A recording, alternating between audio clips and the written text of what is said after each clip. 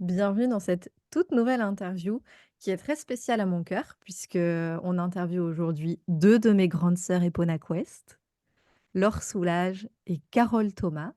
Alors pour vous la faire courte avant qu'elle se présente, en détail, Carole Thomas, elle est Equicoach, formatrice d'Equicoach. Il y a beaucoup d'entre vous qui la connaissent sous le nom Le pouvoir des chevaux.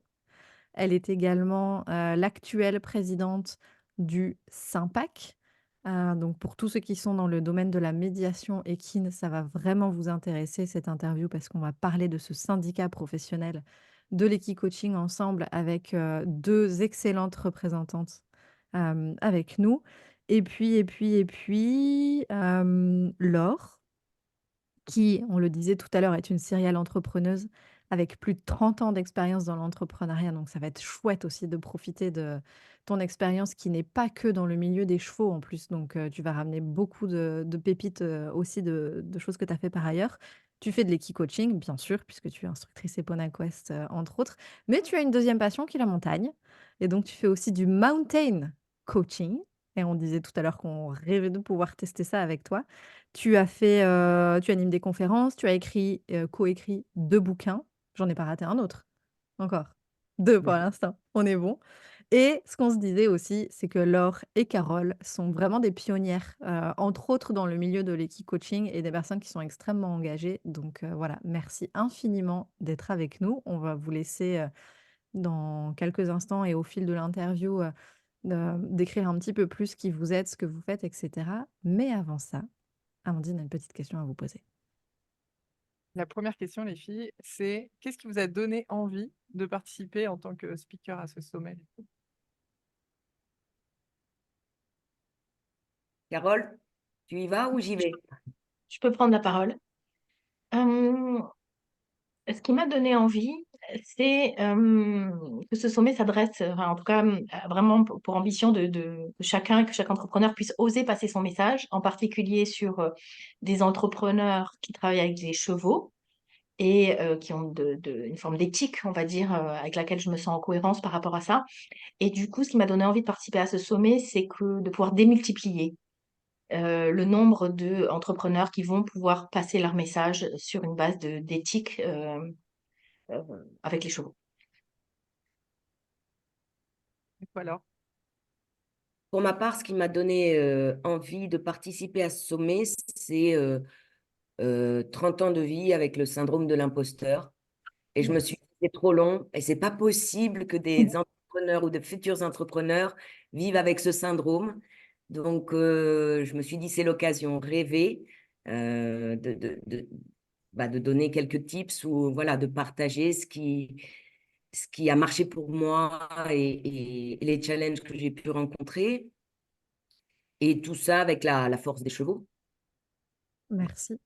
Et moi, ce que je trouve particulièrement intéressant, c'est ce que tu viens de dire là, parce que de l'image que moi j'avais de toi quand j'ai démarré, parce qu'on s'est connus au tout début de j'étais encore en formation pour devenir instructrice Epona Quest, donc je sais pas, c'était il y a plus de 10 ans.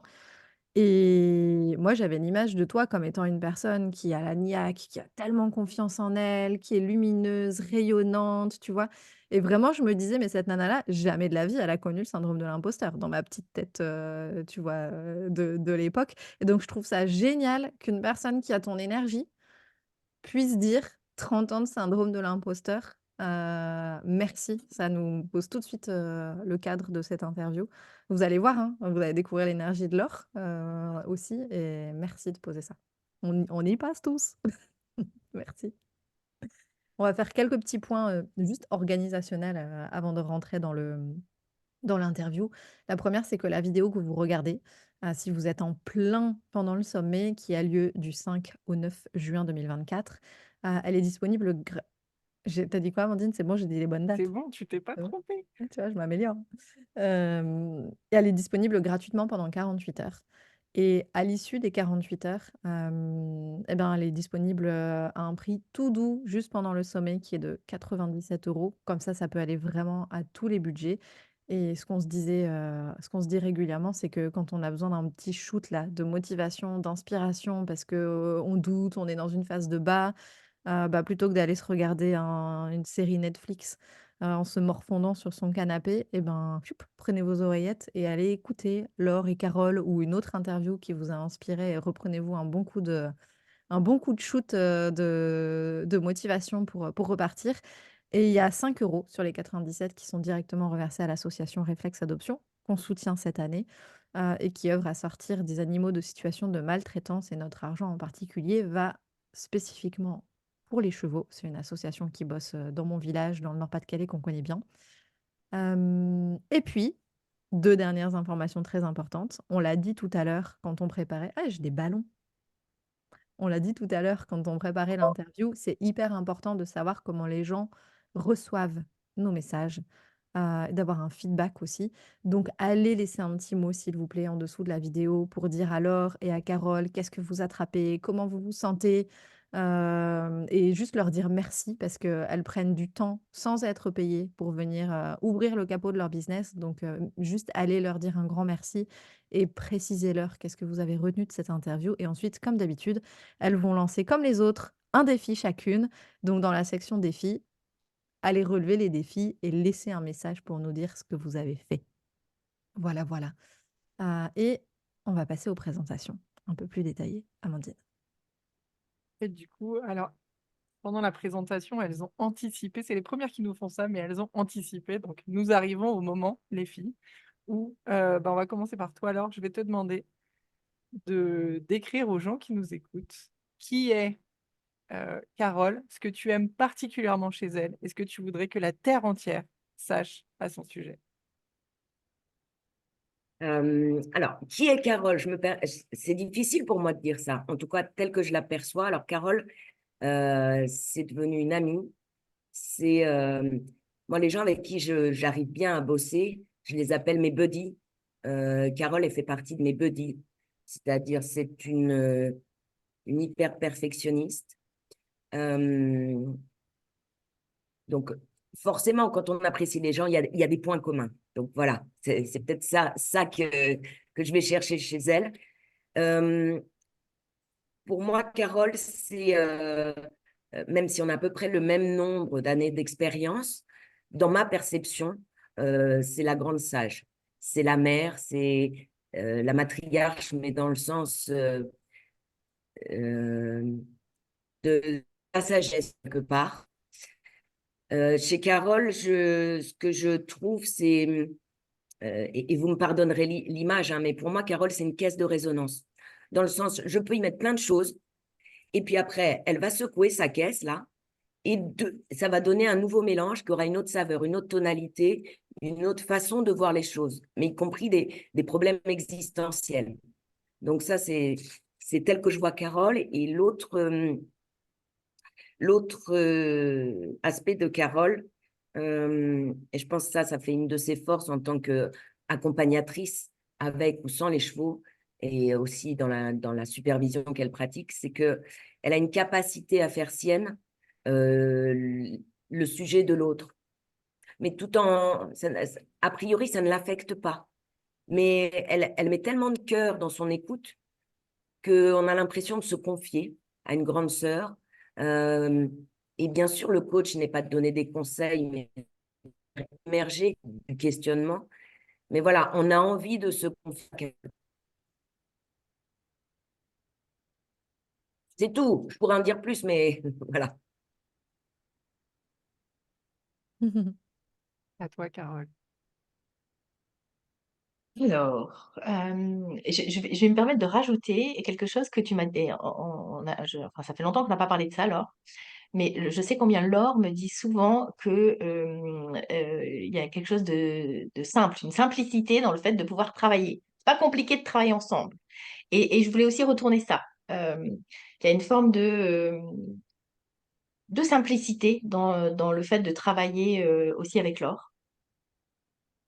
Dans les grandes peut-être caractéristiques que je trouve très inspirantes chez Laure, ouais, que j'admire vraiment, sur lequel je lui reconnais une grande capacité, ça va être par exemple le fait que, et on l'a vu déjà depuis le début, enfin de mon point de vue, on l'a vu depuis le début de l'interview, Laure, elle a une capacité d'expression calme, ancrée, claire. Pour moi, quand Laure parle, on n'a pas envie de scroller, on n'a pas envie d'accélérer la vitesse d'écoute. On s'assied et on écoute. Et ça, je pense que pour moi, c'est une de tes grandes qualités, quelque chose que j'apprécie beaucoup.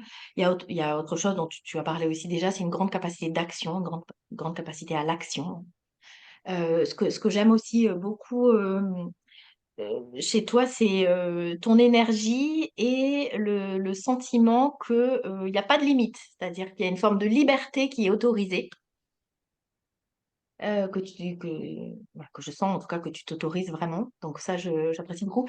Et ce que j'aime beaucoup aussi chez Laure, je vais peut-être terminer là-dessus, c'est le sens de la rhétorique. Voilà, donc Laure a une capacité incroyable à trouver la bonne expression, à aller faire référence à la bonne image, voilà, que j'apprécie beaucoup aussi.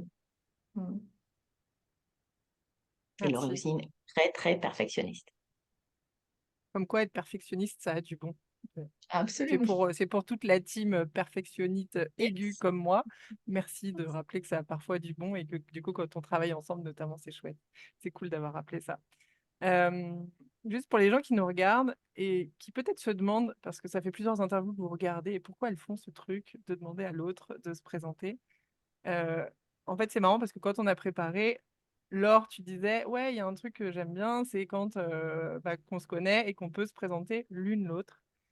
Parce que notamment, c'est quelque chose quand on est entrepreneur, et donc avec tes 30 ans d'expérience, on sait combien tu as des clés. Et pour toi, il y avait une des clés, c'était celle-là, c'était d'aller demander aux autres comment ils nous percevaient. Tu peux juste nous faire, on fait une petite aparté, mais est-ce que tu veux bien nous faire une petite aparté à cet endroit-là? Ah, c'est vrai que on parle souvent de la solitude de l'entrepreneur, mais je pense que l'entrepreneur est co-responsable de sa solitude. Parce que souvent, on n'ose pas aller demander aux autres ce qu'ils pensent de nous. Or, c'est très éclairant. Parce que, alors, est-ce qu'on le fait par peur d'entendre des choses négatives ou par manque d'ouverture par rapport à notre capacité à accueillir les choses positives qu'ont à nous donner ceux qui nous entourent et qui nous aiment? Et puis, ça fait du bien aussi de recevoir voilà, quelque chose un compliment. Moi, je dis qu'il n'y a pas de honte à aimer recevoir des compliments. Et quand on est entrepreneur, c'est très précieux. Merci pour cet apport. Déjà, c'est un super tips. Ça fait, je sais pas, 10 minutes qu'on a commencé. Vous avez déjà un sacré tips, rien qu'avec ça. Donc, trop cool. On va continuer sur, donc du coup, on est là pour que vous aidiez les entrepreneurs qui nous regardent à, OK, comment j'ose passer mon message? Mais du coup, c'est quoi votre message à vous, les filles? Quel est le message que vous avez envie de faire passer à travers votre activité? Quelle est cette flamme qui vous anime à l'intérieur? Donnez-nous la parole à chaque fois parce que sinon, on va s'attendre. Alors, vas-y, Vas-y, Laure, Laure, vas-y. vas-y, vas-y. Alors, concernant le fil rouge de l'interview et du sommet, oser passer son message, moi, ce que j'aimerais que vous reteniez, chers entrepreneurs, c'est comment, pour moi, ce qui est important, c'est de passer du storytelling au story feeling, au story embodying. Et ça, notamment à l'aide des chevaux. Donc, si je traduis, c'est que ce qui est important pour un entrepreneur, c'est qu'il parle avec son cœur et ses tripes et qu'il incarne vraiment ses propos. Même si c'est différent des autres, même si ça peut être perçu comme déviant ou trop original, mais au moins ça sonne juste en vous. Et ça, personne ne pourra y opposer des arguments qui vous toucheront.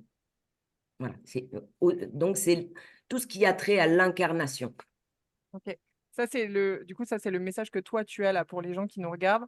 Et c'est très chouette que tu aies posé ça.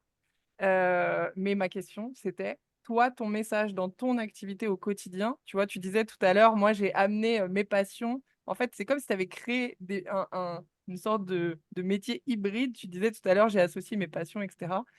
C'est quoi ton message de fond quand tu accompagnes tous les gens que tu accompagnes? Pourquoi tu fais ce que tu fais, en fait? Bah, en fait, moi, j'ai le cheval, la pratique du coaching.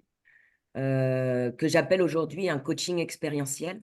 Ouais. C'est-à-dire que je fais vivre une expérience avant de la détricoter mentalement. Et au-delà de faire vivre cette expérience, je m'aperçois que ce qui fait sens pour moi, c'est d'amener mes clients dans mes deux univers de prédilection. Donc, c'est le partage de la passion. C'est une sorte de compagnonnage. Donc, ça va bien au-delà de la séance de coaching, qu'elle soit avec le cheval ou par la montagne. Je trouve ça vraiment chouette que tu dises ça parce que des fois, tu sais, quand on se lance dans une activité, il y a en même temps d'autres choses qui nous font vibrer et on s'autorise pas à se dire: «Mais comment je peux allier ce truc-là?» et donc on met de côté une part de nous en quelque sorte parce que, on pense qu'il faut rentrer dans une case de: «OK, le coaching, on m'a dit que c'était comme ça et du coup je vais le faire comme ça parce que sinon ça va pas aller». Et donc tu montres, enfin 30 ans d'expérience, ça prouve que c'est possible et tu l'as fait, tu nous le montres donc c'est chouette d'ouvrir cet espace-là, je pense, pour les gens qui nous regardent, en fait, vous pouvez créer ce que vous voulez. Vous pouvez clairement créer ce que vous voulez. Prenez votre passion, là où vous êtes doué et cetera et mettez tout ça, secouez et créez le truc qui vous fait vibrer et vous fait kiffer d'accompagner les gens de cette manière-là. Parce qu'il y a forcément des gens qui se retrouveront à travers ça. Donc merci d'ouvrir cet espace. C'est un gros travail je m'attendais absolument pas à faire avec les personnes qu'on accompagne. Et quand ils travaillent sur, la création de leurs offres, en fait, on s'est rendu compte qu'il y a énormément de personnes qui se disent: «OK, bah, du coup, je vais faire une offre d'équi-coaching et puis après, si j'ai d'autres compétences, je vais faire une offre de, je sais pas moi, de constellation familiale et puis une autre offre pour apprendre à monter à cheval» et s'autoriser à lever les barrières et à se dire: «Mais en fait, peut-être que dans un accompagnement, je peux y mettre tout qui je suis et tout ce que j'aime». Ça peut être fabuleux comme ça et c'est une vraie déconstruction à faire pour beaucoup de personnes qui démarrent et vraiment c'est un truc qu'on se rend compte toutes les semaines, on y travaille, aussi donc on va pouvoir aborder aussi ces déconstructions. Je sais que vous avez beaucoup parlé de lever les barrières. Donc merci Laure de nous raconter que tu travailles avec les chevaux et la montagne et plein d'autres, choses aussi. On verra ça plus en détail. Et toi, Carole, du coup, c'est quoi le message que tu as pour le monde à travers ton activité?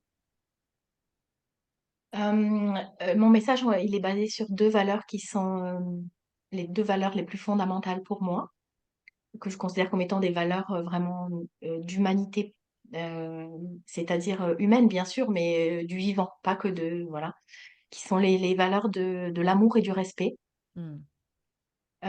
Donc ces 2 valeurs m'animent profondément, aussi loin que je puisse me rappeler, on va dire, même si c'était plus inconscient, dans mes premières années. Et finalement le message que je fais passer dans mon activité professionnelle, c'est un message qui a pour, intention de porter et de contribuer à ces valeurs-là. Aussi bien, alors si je veux le dire plus concrètement, c'est, on peut en tant qu'humain, en tant qu'être, se reconnecter à notre propre pouvoir. On peut, en tant qu'accompagnant, accompagner sans prise de pouvoir, soutenir, accompagner sans prise de pouvoir. Et on peut, en tant qu'humain, récupérer, libérer peut-être le sentiment de liberté intérieure, d'être, et de cheminer, de manière à nouveau mutuellement respectueuse. Vraiment, je crois que le message que je porte professionnellement, c'est un message qui est basé sur ces 2 valeurs fondamentales pour moi, vraiment. Merci mesdames.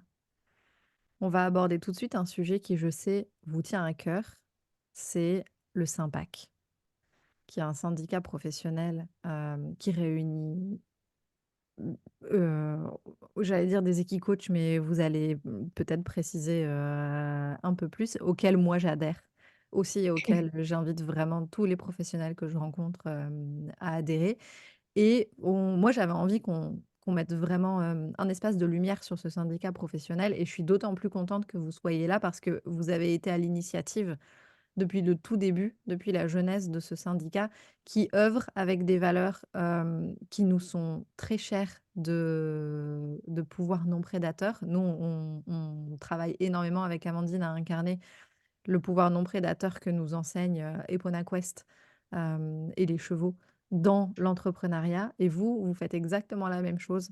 au niveau de notre communauté de professionnels de la médiation équine. Et on voulait voilà, vous donner la parole là-dessus parce qu'il y a une vraie question d'oser passer son message à cet endroit-là aussi. Donc déjà, juste première question, c'est quoi le SYMPAC? Pour que tout le monde soit sur la même ligne d'information. Peut-être que je peux répondre à cette question. Donc, le SYMPAC, c'est le syndicat des professionnels de l'accompagnement assisté par les chevaux. Donc, ça, c'est vraiment le descriptif de l'acronyme. Donc, c'est un syndicat professionnel qui a vraiment pour objectif de regrouper, de fédérer les professionnels de l'accompagnement hors champ médico-social, hein. Donc, on est vraiment dans le champ on va dire, champ un peu large, élargi de l'équicoaching. Et qui a pour objectif donc de les fédérer dans dans deux axes, dans deux intentions principales. La première intention, c'est vraiment une intention de défendre ce métier, ou plus exactement d'aller accompagner sa structuration, sa régulation, sa professionnalisation. On n'est pas sur un métier réglementé, on est sur un métier en cheminement, on va dire encore, en développement. Donc vraiment tout ce qui va être la professionnalisation de ce métier, la structuration, la régulation, l'autorégulation justement de ce métier. Et le deuxième axe qui va vraiment être d'accompagner les membres, donc les équicoachs qui sont membres du SYMPAC dans leur pratique. Voilà, Laure, je ne sais pas si tu as envie de préciser quelque chose par rapport à ça, mais on va dire que ce sont les deux grands axes du travail du SYMPAC. Et évidemment, on va retrouver beaucoup de branches à l'intérieur de ça, hein. Là, on est sur les deux grandes idées, mais sur ces deux grandes branches, on va dire, du SYMPAC. Bah, ce que je pourrais peut-être ajouter, Carole, c'est que le SYMPAC s'est créé il y a 7 ans à l'initiative de quelques membres fondateurs dont je fais partie. Et que dès le début, ça a été l'incarnation de la philosophie du troupeau de chevaux. Oui. C'est-à-dire que tous les membres du SYMPAC sont pas seulement concurrents et avec des visions différentes. On y trouve toutes les obédiences, donc toutes les personnes issues de différentes formations d'équicoaching. Donc, il y a vraiment cette notion au sein du syndicat de privilégier la relation par rapport au territoire. On n'est pas sur une notion de territoire. Et la deuxième chose importante, alors, je le dis justement pour les futurs entrepreneurs en lien avec les métiers de l'accompagnement par la médiation équine, c'est que dans ce syndicat, c'est une formidable occasion d'expérimenter comment subvenir simultanément, individuellement et collectivement aux besoins des uns et des autres. Je reformule, c'est-à-dire qu'au SYMPAC, chacun y trouvera ce qu'il veut bien apporter. Voilà. Et que personne ne profite du SYMPAC en tant que groupe. Merci. Pour les personnes Et qui ne seraient pas dans le domaine de la médiation, du coup, restez parce que c'est une façon de voir comment est-ce qu'on peut, sortir de la solitude. C'est un moyen qu'a trouvé cette branche de professionnels, en tout cas, pour sortir de la solitude de l'entrepreneuriat dont tu parlais, Laure, tout à l'heure et de développer un système d'entraide, et de s'inspirer des chevaux pour ça. Nous, c'est ce qu'on fait aussi dans notre académie. On a vraiment cette volonté-là de travailler comme ça avec, du coup, peut-être pas que des professionnels de la médiation et on apporte autre chose que le SYMPAC.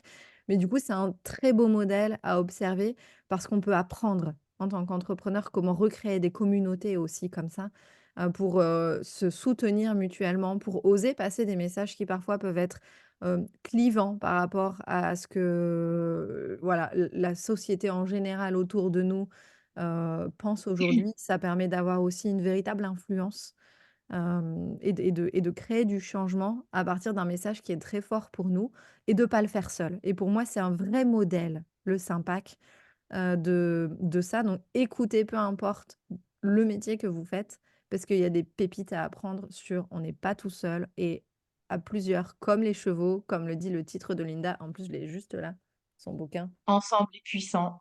Ensemble et puis ben, on le voit plus. Voilà. Bon bref, comme les chevaux, ensemble et puissants. C'est le titre du livre et c'est vraiment ce que vous faites. Et c'est vraiment ce qu'on fait aussi. Donc, je voudrais qu'on aille décortiquer ça pour que les gens puissent s'attraper en se disant: «OK, c où comment est-ce que je peux recréer ça? Où est-ce que je peux rejoindre une communauté qui fonctionne de cette manière-là?»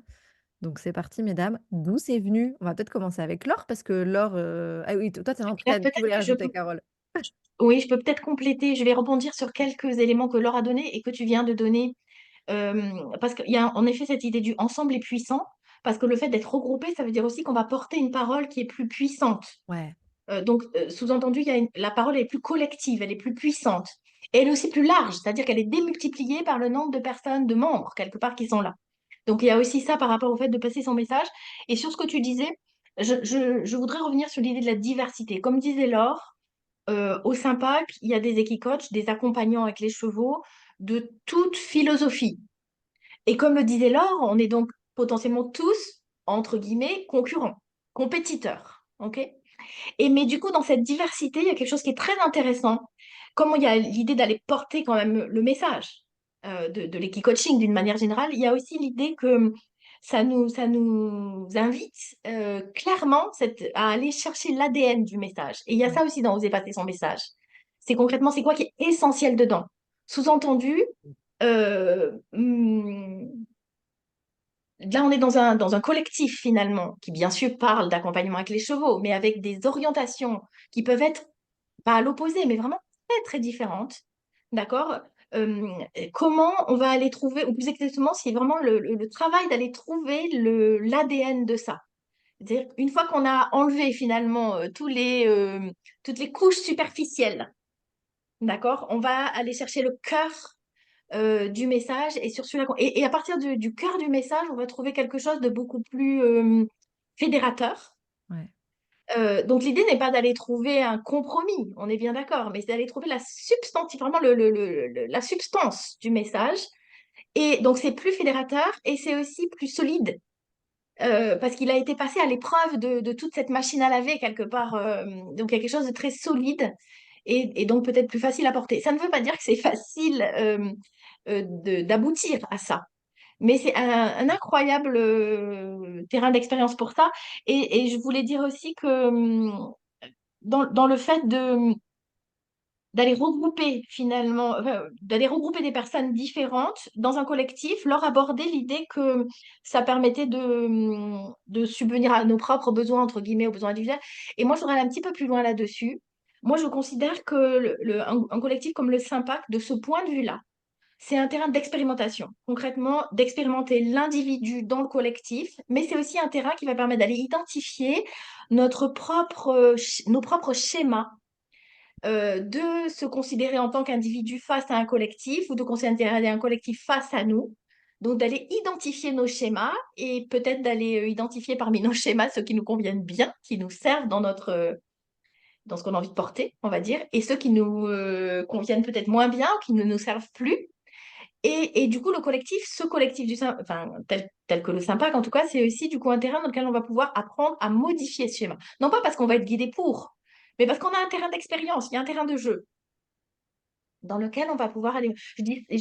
Laure évoquait le fait qu'on ne pouvait pas, enfin, finalement, si on apporte enfin, on trouve que ce qu'on apporte, ou si on profite, finalement, on ne va pas forcément recevoir si on fait que profiter. Mais pour aller plus loin que ça, il y a vraiment l'idée de se dire, si je suis rentre dans un collectif pour une raison et que finalement je me dis, oh bah tiens, j'y trouve rien. Ok, mais moi concrètement en tant qu'individu, enfin, je veux dire, comment ça s'imbrique? Ouais. Et c'est ça vraiment toute l'idée du schéma. Et il me semble que pour des entrepreneurs, en élargissant bien au-delà du Sympac, ça me paraît un sujet de fond aussi, de dire quel est mon fonctionnement en tant qu'individu entrepreneur, mais humain néanmoins, face à un groupe qui peut être les autres entrepreneurs, le marché, ou je n'en sais rien quoi, d'accord? Et d'aller revisiter finalement les schémas avec lesquels on aborde l'individu dans le collectif et le collectif dans l'individu. Et ça, c'est une Je ne sais pas si excellente ça apporte question, quelque chose. ouais. C'est une excellente, c'est un très beau parallèle qu'on peut faire avec aussi notre rapport à un groupe de prospects, un groupe de clients. Absolument. Absolument. On se retrouve avec c'est un effet miroir qui est, absolument et avec les chevaux, l'effet miroir, il est le même. Oui. Ah oui. Il nous renvoie la même chose. Donc ouais, merci, de poser ça. Et peut-être que pour conclure sur, enfin conclure aussi sur ce sujet pour ajouter une dernière pièce. Il y a aussi cette idée que, du coup, ça peut, comment dire? Ça peut amener à revisiter nos propres modes de fonctionnement. Ouais. Je pense par exemple à tous les sujets relatifs au leadership consensuel, donc Oui. inspirés par les chevaux. Il y a aussi cette idée du, voilà, qui va être le plus calme, qui va être le plus créatif, qui va être le plus posé, qui est le plus concerné par le sujet et qui va pouvoir finalement emmener le groupe là, présentement. Et peut-être que c'est moi, mais peut-être que c'est pas moi. Ouais. Et il y a un espace de sécurité quand tu parles d'espace de après je te passe la parole tout de suite, Laure. Quand tu parles de terrain d'expérimentation, moi, ce que je trouve chouette, c'est un terrain d'expérimentation où on est en sécurité émotionnelle, où on sait qu'on va pas se prendre un gros coup de poignard dans le dos par derrière. Sinon expérimenter, ça peut être un petit peu challenge et je sais plus ce que j'allais dire après, du coup, je vais passer direct la parole à Laure.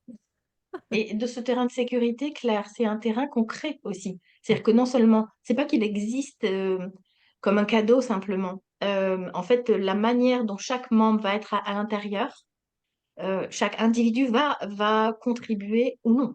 quelque part, à cet espace de sécurité. Et voilà, ça nous renvoie à l'investissement qu'on met dans les relations. Si moi je me méfie, est-ce que je rajoute de la sécurité dans un groupe ou pas, par exemple? Ouais. Ouais, ouais. Merci. Alors, vas-y. Bah, ça me donne envie de rebondir sur deux aspects.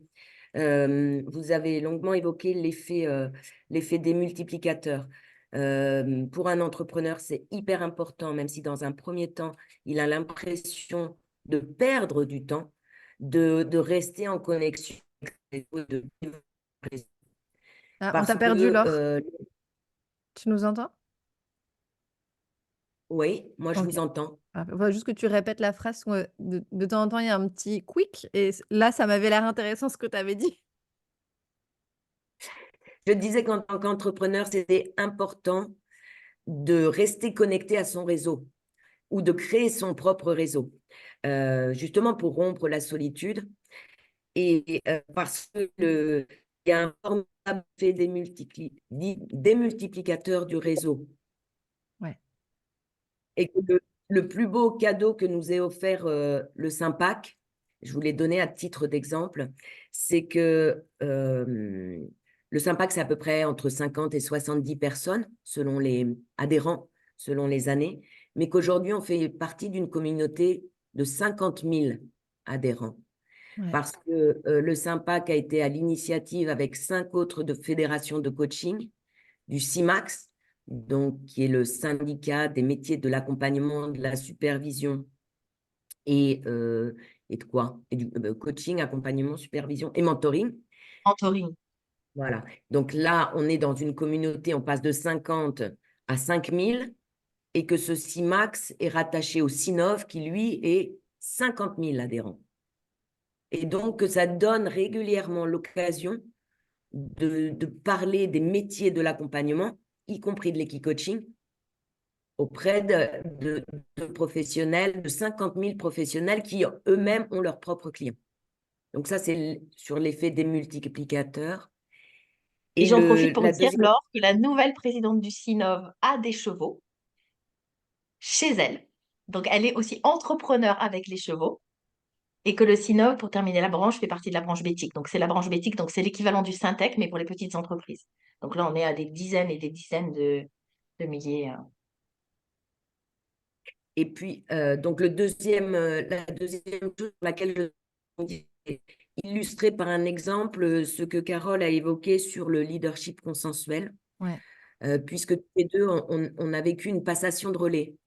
C'est-à-dire que moi, pendant des années, je me suis arraché les cheveux pour que Carole rejoigne le Sympac. Elle ne pouvait pas, elle ne voulait pas. Il a fallu que je lui mette de l'intention, crescendo, et j'ai fini par ce qu'elle rejoigne le Sympac. Et d'une simple, je suis désolée, ma connexion Internet est très instable. D'une simple adhérente, eh ben, elle s'est tout de suite engagée. J'ai réussi à la persuader de prendre le relais sur la communication. Et moi, j'ai pris du retrait pour m'investir plutôt au CIMAX. Et puis bah, aujourd'hui, Carole, elle a pris la présidence du Sympac. Donc, c'est ça le leadership consensuel. Merci. Et Laure, du coup, est-ce que tu peux nous en dire plus? Parce que Carole nous a parlé du fait que quand on a un message et qu'en plus on a un message qu'on a envie de passer avec un collectif et on a bien vu tous les effets bénéfiques du collectif là. Hem et Carole, tu nous as parlé de revenir à l'essence, à l'ADN du message qu'on veut faire passer pour que vraiment tout le monde puisse y adhérer, et qu'on revienne à ce qui nous anime tous profondément, en fait. Laure, toi qui as fait partie, des cofondateurs du Sympak, pourquoi est-ce qu'il y a eu, cette initiative de créer un collectif ensemble? C'est qu'est-ce qui vous a réunis au départ quand vous avez créé ça? D'où ça vient de se dire: «Bah, j'arrête de faire cavalier seul», et de se dire: «Bah, ouais, en fait, on a quelque chose qui nous anime tous». C'est quoi? Comment on fait? Qu'est-ce qui a émergé, c'est quoi l'histoire de ce message en particulier? L'histoire, c'est qu'on était à l'époque sur un métier émergent. Ouais. Il y a eu tout de suite un bouche à oreille très positif. Donc, voilà, des clients qui, une fois qu'ils avaient expérimenté l'Equi-coaching, de toute façon, étaient conquis. Et parallèlement, on a eu un nombre croissant de gens qui se sont formés à l'Equi-coaching, puisque on pouvait aller vers l'Equi-coaching soit depuis le coaching, soit depuis les métiers liés Cheval. au cheval. Et donc, il y avait un besoin de faire reconnaître ce métier, puisque encore aujourd'hui, il n'y a pas de code APE dédié, et surtout de professionnaliser dans le sens de créer un cadre de façon à s'assurer que les prestations délivrées répondaient peu ou prou toutes à un même référentiel de compétences. Mmh. Et ce référentiel de compétences, celui qui nous a semblé le plus approprié, c'est le référentiel de compétences des coachs, Ouais. et ICF. Ça, c'est une première chose. Et deuxième aspect, c'est que toutes les écoles de formation d'Equi-coaching étant les bienvenues, bah, chacune avait son parcours apprenant. Et nous, ce qui nous importait, ce n'était pas tant l'apprentissage, mais c'était ce que les professionnels Equi-coach délivraient sur le terrain. Donc, Mmh. l'attachement à la qualité de service. Et passe par, au sein du Sympak, un processus d'accréditation.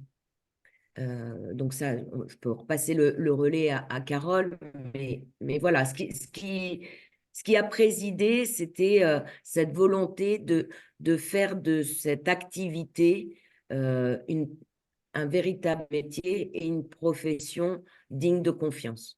Merci. Mhm. Ça, c'est très important en termes d'entrepreneuriat, je trouve, parce que ça vient aussi nous poser la question en tant qu'entrepreneur de quel changement on veut influer dans le monde. Et on voit qu'on peut influer énormément. Je veux dire, on peut en arriver à créer vraiment des professions, à influencer sur, un cadre légal aussi. Donc en tant C'est qu'entrepreneur, clairement on a une l'objectif. mais oui, en tant qu'entrepreneur, on a une grande en tant que personne tout court, mais vraiment en tant qu'entrepreneur, je trouve qu'on y fait face quand on a un message qui est très fort au fait que, en fait, il y a un boulevard devant nous. Il y a une infinité de possibilités et ça nous pose la question aussi de la responsabilité qu'on veut prendre et ça peut faire très, très peur. Moi, je vois des fois à quel point j'ai des vertiges en me disant: «Ah non, mais si je vais dans cette direction, je vais être visible de ci, de ça, de la fédération, de machin, de trucs, de bidule. Hem, si je fais ça, je vais bouger les lignes vraiment, de nos métiers et cetera et ça pose vraiment des questions. Ça demande un sacré paquet de courage d'aller chercher ce message-là. Comment tu as été touchée par ça, toi, alors? Le paquet de courage Bah, ou ouais, le paquet de courage de se dire: «Tiens, on va faire bouger les lignes, en fait», tu vois? Enfin, moi vraiment, je vois à quel point le Sympak, influence sur un cadre légal. Enfin, en vrai, il y a vous êtes dans des environnements, il y a du lobby, la politique, enfin, moi, j'essaie d'apporter ma pierre à l'édifice parce que je suis pas directement, dedans, mais ça fait aussi partie de ma pierre à l'édifice de dire que je laisse un espace dans le sommet pour vraiment parler du Sympak, qu'on fera des podcasts, des trucs et des machins aussi sur le sujet. Mais voilà, moi, je suis admirative de ce cheminement-là et de qu'est-ce qui se passe quand on sait qu'on a un message qui est très puissant et qui va vraiment venir bouger les lignes. Parce qu'on est tous à chacun à notre niveau, on sait quand on a notre message que ça va venir créer du changement, ça va venir bouger des lignes et le vôtre, celui du sympa qu'il est fort quand même. Enfin, je dis le vôtre, du coup, je vais dire le nôtre, en fait, maintenant. Je pense que ça vient du fait que il y avait des personnes qui étaient volontaires au départ. Donc, il y a une volonté. Et moi, ça fait très longtemps que Linda Kohanov continue de m'inspirer. Et je retiens cette expression, le courage de sentir et la volonté d'agir. Ouais. Et vraiment, j'ai eu la sensation que c'était ça qui portait les personnes qui ont donné naissance au Sympac. En fait, encore une fois, au Sympac, et ça c'est un exemple de pouvoir non prédateur, on est libre de rentrer et de sortir du troupeau, Ouais. de renouveler ou pas sa cotisation. Et il n'y aura pas de jugement. Et l'autre aspect, c'est aussi que je crois on se sent forcément co-responsable. Hein. Bien sûr, chacun a son champ de prédilection, mais il y a une co-responsabilité, une interchangeabilité des rôles et qu'on a su vraiment incarner je réserve mon énergie pour les véritables urgences. Ouais.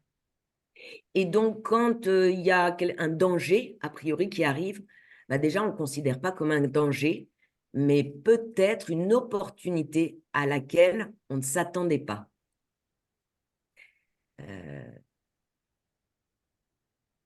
Tu veux donner un exemple, Carole, ou je donne un exemple? Je ne sais pas s'il y a un exemple qui te vient en tête. En tout cas, Laure, je trouve chouette, enfin, je veux dire, je ne peux que me réjouir de cet angle de vue que tu viens d'exprimer sur le sympa, qu'on n'a pas souvent, merci Amandine et Claire, on n'a pas souvent l'occasion de se retrouver dans un endroit quelque part où on peut parler du sympa de cette manière. On est souvent dans un cadre plus institutionnel, on va dire. Et du coup, voilà, en tout cas, je reconnais vraiment le terrain du Sympac dans tout ce qu'a dit Laure. En tout cas, tous les enjeux, tout le terrain et tous les enjeux de ce terrain. Donc, c'est chouette, ça me fait plaisir d'entendre ça, en fait. Qu'est-ce qu'on Et je tiens demande? à dire à nouveau que tout ça se passe dans le cadre d'un collectif de professionnels qui sont sur un terrain très proche. Donc, c'est juste pour à nouveau remettre ça sous le... Ouais. Et Ouais. tiens, d'ailleurs, à ce sujet-là, parce on y passe tous. Après, je passe la parole à Amandine pour les questions, mais j'avais tellement envie d'aller creuser là-dedans. À ce sujet-là, je sais que c'est quelque chose qu'on partage toutes les 4, cette notion de pouvoir non prédateur inspiré des chevaux. Plus qu'on partage, c'est un chemin qu'on marche vraiment et qu'on incarne dans nos activités respectives, dans le syndicat professionnel, nous qui est une base, d'enseignement de l'entrepreneuriat. Hem, Comment on fait pour sortir de ce schéma, il y a un danger, je vois les risques, j'ai peur, je me protège absolument et je préfère attaquer plutôt que d'ouvrir les espaces à un espace de plus de connexion à l'abondance et de voir les dangers comme des opportunités, tu le disais, Laure. Comment on fait pour switcher cet état d'esprit? Quel a été votre cheminement à toutes les 2 pour, aller muscler ce pouvoir non prédateur en vous et qui, pour moi, est assez connecté en fait, aussi, au champ de l'abondance et de l'amour, plus que de la peur et du manque. Mesdames, Alors, moi, à vous les je peux studios. peut-être Carole. prendre la parole. Alors là, tu es exactement dans mon champ de prédilection, Claire. Donc concrètement, le thème que tu viens d'aborder, c'est le thème que j'aborde dans la gestion de la vulnérabilité dans toute mon offre. Donc aussi bien dans les ateliers, évidemment, que dans la formation professionnelle, pour savoir transmettre ça aussi. Comme je disais tout à l'heure, l'amour et le respect, c'est 2 valeurs fondamentales pour moi. Et pour ça, il y a besoin de ne pas avoir peur, entre guillemets. Euh, ou en tout cas de savoir utiliser ça, gérer ça. Et donc dans la vulnérabilité, il y a un thème qui me revient, qui m'est très cher, c'est que les êtres qui, lorsqu'ils se sentent vulnérables, attaquent, sont des êtres qui, à ce moment-là, ont activé un programme carnivore à l'intérieur d'eux, puisque le carnivore, en fait, donc les humains sont des omnivores, hein, je rappelle, c'est-à-dire à la fois herbivores et carnivores. Nous ne sommes pas que carnivores, nous sommes herbivores aussi. Donc, ça veut dire qu'on a l'ensemble de ces programmes à l'intérieur de nous. On va dire que le lion est plutôt carnivore et que le cheval est herbivore, et nous, on est la somme des deux. Et les carnivores ayant un programme tout à fait naturel, hein, à l'intérieur d'eux, le grand programme différent entre les carnivores et les herbivores, c'est le fait que les carnivores ont le programme de tuer. C'est pas un gros mot, c'est juste qu'un carnivore, ça mange de la viande. Et donc, ça veut dire que ça mange des animaux. Comme nous, même si on est végétarien depuis 20 générations. Et donc, quand on est carnivore, on a ce programme à l'intérieur de nous, dans notre ADN, dans notre génétique. Et bien entendu, on a un programme corollaire qui est de dire qu'on va aller plutôt tuer, entre guillemets, attaquer celui qui est plus faible que nous. Parce qu'on n'est pas maso. Évidemment, on en a besoin pour se nourrir. Donc, on va aller plutôt à une situation plus facile. C'est une meilleure garantie de survie, quelque part, pour le carnivore. Et donc, ça veut dire qu'à l'intérieur de tous les carnivores et donc de tous les humains, il y a ce programme tuer le plus faible. Et donc, il y a un corollaire immédiat à l'intérieur de tous les carnivores, c'est que le fait d'être faible ou d'avoir l'impression qu'on est faible ou de se sentir faible est dangereux, puisque c'est nous qu'on va attaquer, potentiellement. Ok. Et donc, quand quelqu'un qui a un programme carnivore qui est actif se sent en position de vulnérabilité, stressé, fragile et tous les autres mots qu'on veut mettre derrière, d'accord? Si c'est son programme carnivore qui s'affiche, il va avoir une espèce d'instinct qui s'empare de lui, qui va être de ne pas montrer qu'il est faible et surtout d'aller affaiblir quelqu'un d'autre. Parce que du coup, s'il y a quelqu'un qui est plus faible que moi dans le groupe, alors c'est l'autre qui va être attaqué. Et moi, je me retrouve en sécurité.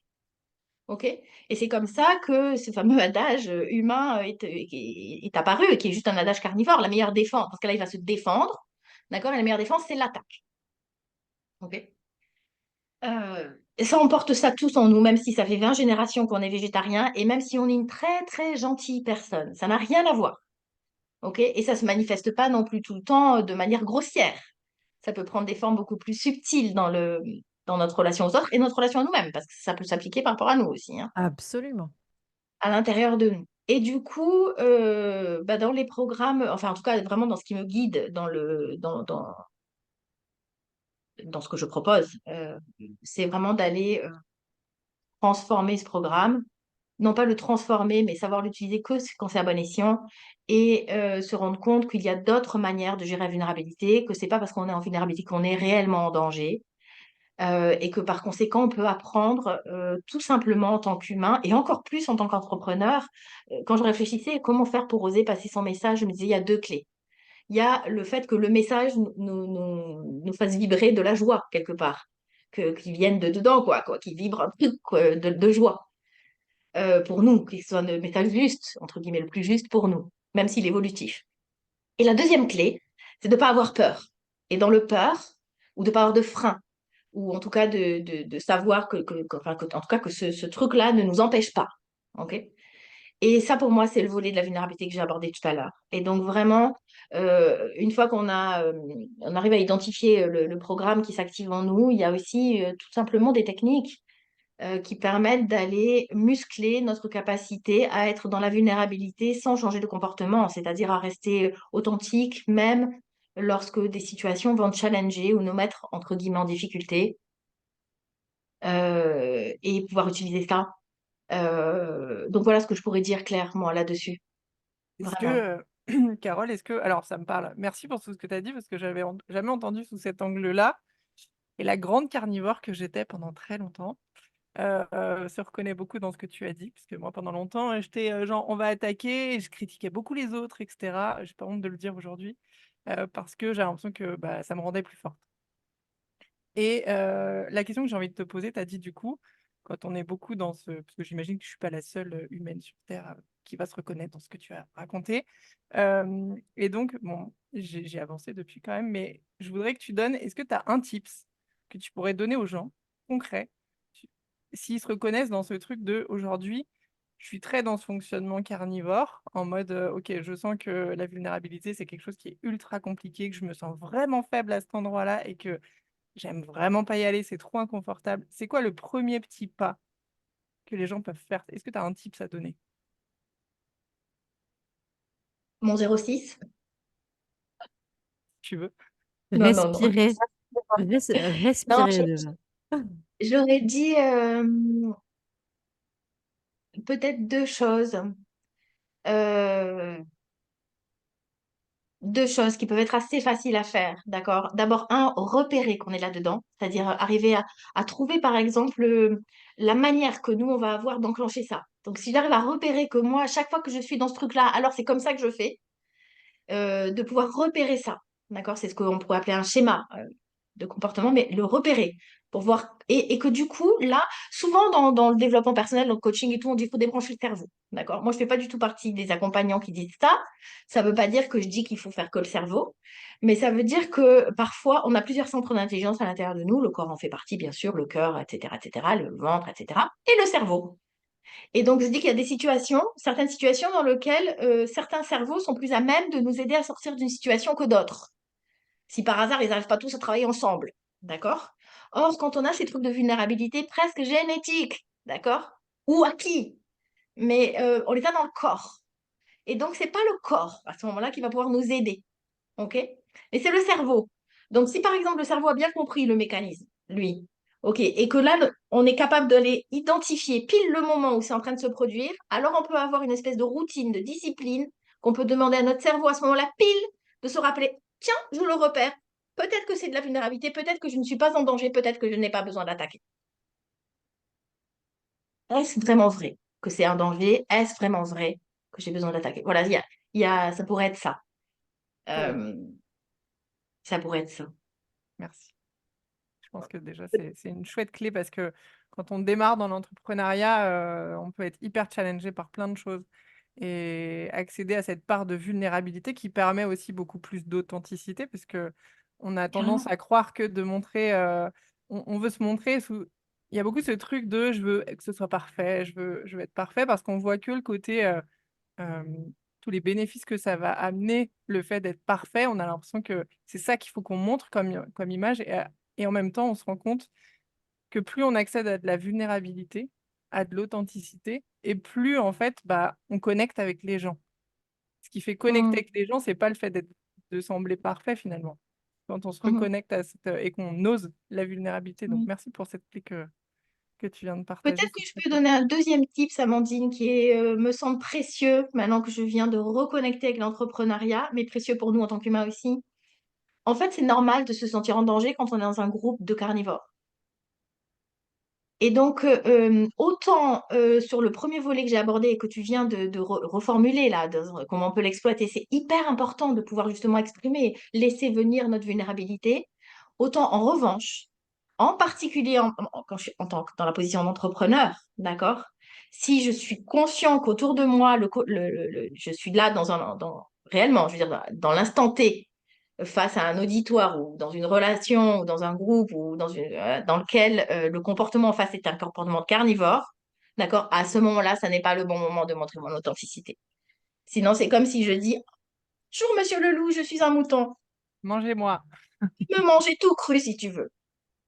Ok? Donc, c'est aussi de savoir réserver pour pouvoir muscler notre capacité, de pouvoir finalement être conscient que si je me montre faible dans un contexte dans lequel il est factuel, on va en profiter pour me croquer. D'accord? Alors, je peux aller chercher un autre contexte pour les muscler, cette capacité. Et quand je suis prêt à ça, je peux aborder n'importe quel carnivore en face de moi tranquillement. Bien, mon gars. On revient à cette idée de collectif et d'endroit sécure.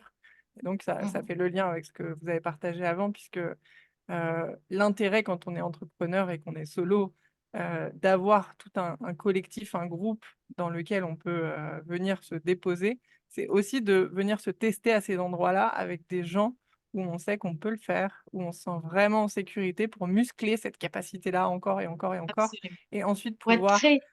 sortir au monde en gros, et se sentir, enfin en tout cas en capacité de venir, accéder à ça, à quelque chose de plus large. Absolument. Ouais. je suis d'accord. Quand on est un entrepreneur, on est vraiment quand même seul, hein. Donc, il faut rester lucide. Donc, le groupe, c'est bien, mais parce que ceux qui écoutent vont dire, oui, mais moi, je rejoins comment le Sympac, par exemple, si j'ai pas commencé mon activité encore. Donc, si on réatterrit un tout petit peu, mais pour quand même, parce que c'est très important ce que vient de dire Carole, sur le côté élastique de la vulnérabilité, euh, parce que pour moi, c'est vraiment l'élastique. L'élastique, il faut faire attention de ne pas tirer dessus fort d'un coup, sinon il va claquer. Ça veut dire quoi? Ça veut dire que pour un entrepreneur qui va être certainement impatient de mettre en place son offre de service, tout ça, c'est aussi faire preuve de patience. Mm. C'est euh, une petite action chaque jour. Si on reprend les chevaux, quand ils sortent du paddock, on les fait sortir un à un parce que sinon, la personne qui s'en occupe, eh ben, elle va se faire piétiner par tous les chevaux. Donc, l'idée là aussi, c'est une chose à la fois. Même si on a le cerveau qui dit il faut que j'aille vite en tant qu'entrepreneur, j'ai pas le temps, je vais manquer de sous, etc. C'est de temporiser. Et donc, pour reprendre ce que disait Carole sur la vulnérabilité, c'est sortir de sa zone de confort, mais progressivement, pour que ça reste confortable quand même. C'est-à-dire, on se sent vulnérable, mais voilà, on sait encore où poser les pieds. Et surtout, aussi, preuve d'agilité. Là, les chevaux aussi nous l'enseignent. Ne pas prendre les choses personnellement et être capable de shifter. Si à un moment donné, on se dit, bon, bah, tiens, c'est peut-être pas la voie dans laquelle j'avais pensé aller, mais c'est la bonne. C'est peut-être pas le moment pour le faire. Enfin, voilà. Garder de l'agilité, quelle qu'elle soit, comportementale, émotionnelle. Cette agilité, elle est primordiale pour moi. Mais pour avoir cette agilité, et ça, c'est un des tips peut-être j'ai envie de donner avec le storytelling, story feeling, story embodying. C'est comment, en tant qu'entrepreneur, je me crée mon propre cocon Ouais. qui va faire que je suis bien dans ce que j'explique et ce que je mets sur le marché. Donc, je ne sais pas si vous avez prévu de nous faire parler de ça, mais je pense que c'est important parce que pour trop d'entrepreneurs, le marketing, c'est encore un gros mot. Ben non, pour moi, le marketing, c'est avant tout comment je peux me faire du bien à moi en présentant les choses comme j'ai envie que les gens le reçoivent. Comment je l'incarne. Et quel conseil t'aurais à donner là-dessus, justement? Vas-y, je te laisse développer à cet endroit-là. Imagine quelqu'un qui débute ou en tout cas qui se pose des questions, mais quelle offre je dois lancer, comment je dois faire, etc. Et quel conseil tu aurais envie de donner ou peut-être quel conseil, toi, par exemple, par rapport sur ce sujet-là, tu donnerais à la toi d'il y a 30 ans? Eh ben, là-dessus, c'est intéressant, Amandine, ta question, parce que mon conseil, il aurait été invariable. C'est-à-dire que, en tout cas, moi, mon besoin, pour me sentir bien dans ce que je fais, j'ai besoin de ce cocon que je viens d'évoquer. Et ce cocon, ça passe par une charte graphique, c'est-à-dire un univers dans lequel je vais avoir plaisir à déposer le contenu de mon offre. Donc, c'est une charte graphique, de belles images, c'est de choix de couleurs, le choix d'une police de caractère. Voilà, c'est comme un décor pour une pièce de théâtre dans lequel je vais évoluer et je vais avoir plaisir à évoluer. De belles images de ce qui me touche, mais aussi de moi. Parce que c'est pas facile de se montrer, mais en tant qu'entrepreneur, eh ben, comme on incarne ce qu'on vend, il faut oser montrer sa vulnérabilité. Et on en revient encore une fois à la vulnérabilité. C'est aussi réfléchir à une promesse. C'est quoi ma promesse la promesse que je fais à mes clients? Et ça, moi, je dirais que c'est, concernant l'Equi-coaching, c'est ce sur quoi j'ai passé le plus de temps. Mm. Et finalement, ma promesse en Equi-coaching, c'est un voyage intérieur. La promesse d'un voyage intérieur.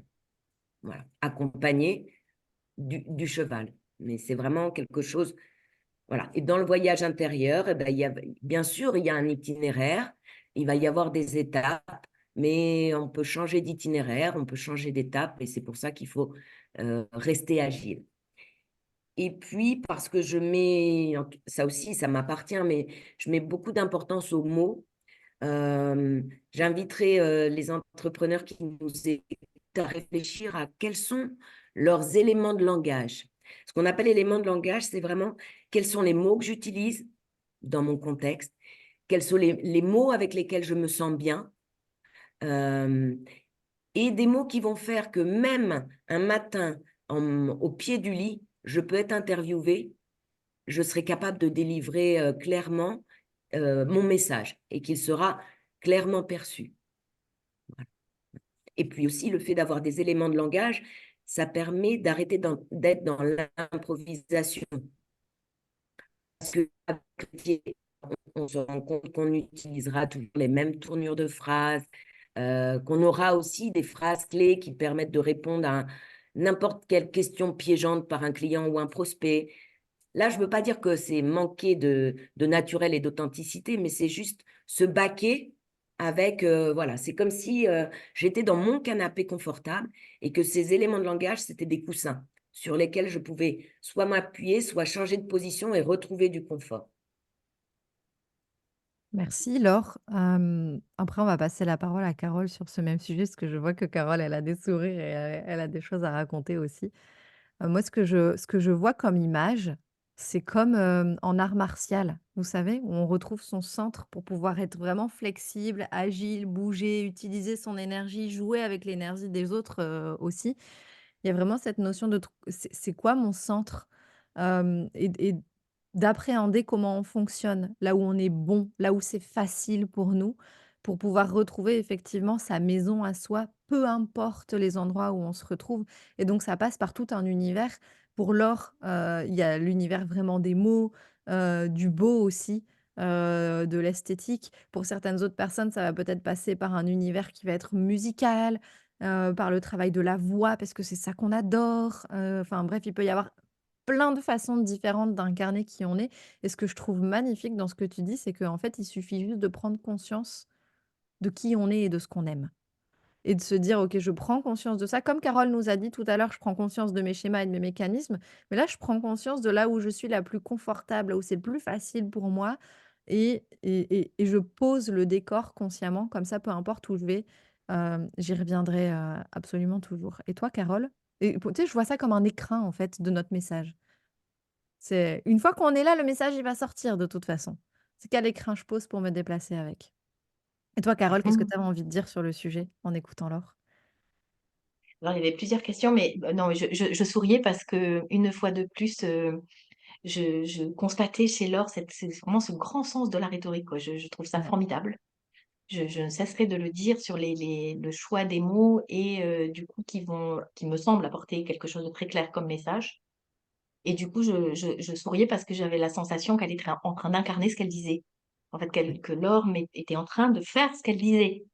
Et du coup, je trouvais ça beau finalement je trouvais ça beau comme exemple. Ouais. Hem, alors moi finalement, du coup, j'en ai perdu la question d'origine. C'est qu'est-ce qui m'a permis, comment j'ai passé mon message, c'est ça? Quels ont été les ingrédients qui m'ont permis d'oser passer mon message?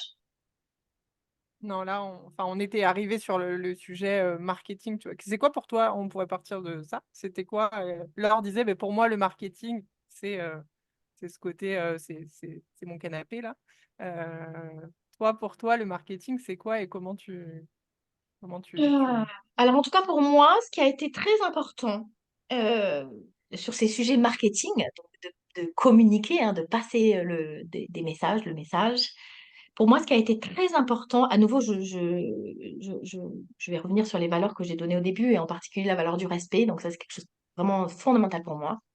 Et donc ce qui m'a, permis de débloquer, on va dire, un certain nombre de choses, ça a été vraiment de comprendre que ce n'est pas parce que je passais un message que j'imposais mon message. Ouais. Et ça a été un élément important, dans mon propre cheminement sur le sujet. Pour moi, voilà, de prendre cette conscience-là, qu'en fait, c'était une invitation à les découvrir, que c'était le fait d'exposer mon message et pas d'imposer, mon message, que ça n'impliquait pas de l'imposer. Et ça l'implique encore moins que j'en ai aucune intention, sous-entendu. Peut-être que c'est la clé, enfin, une des clés qui a été le plus importante pour moi dans le cheminement. Et, et il y a eu aussi quelque chose de très progressif chez moi.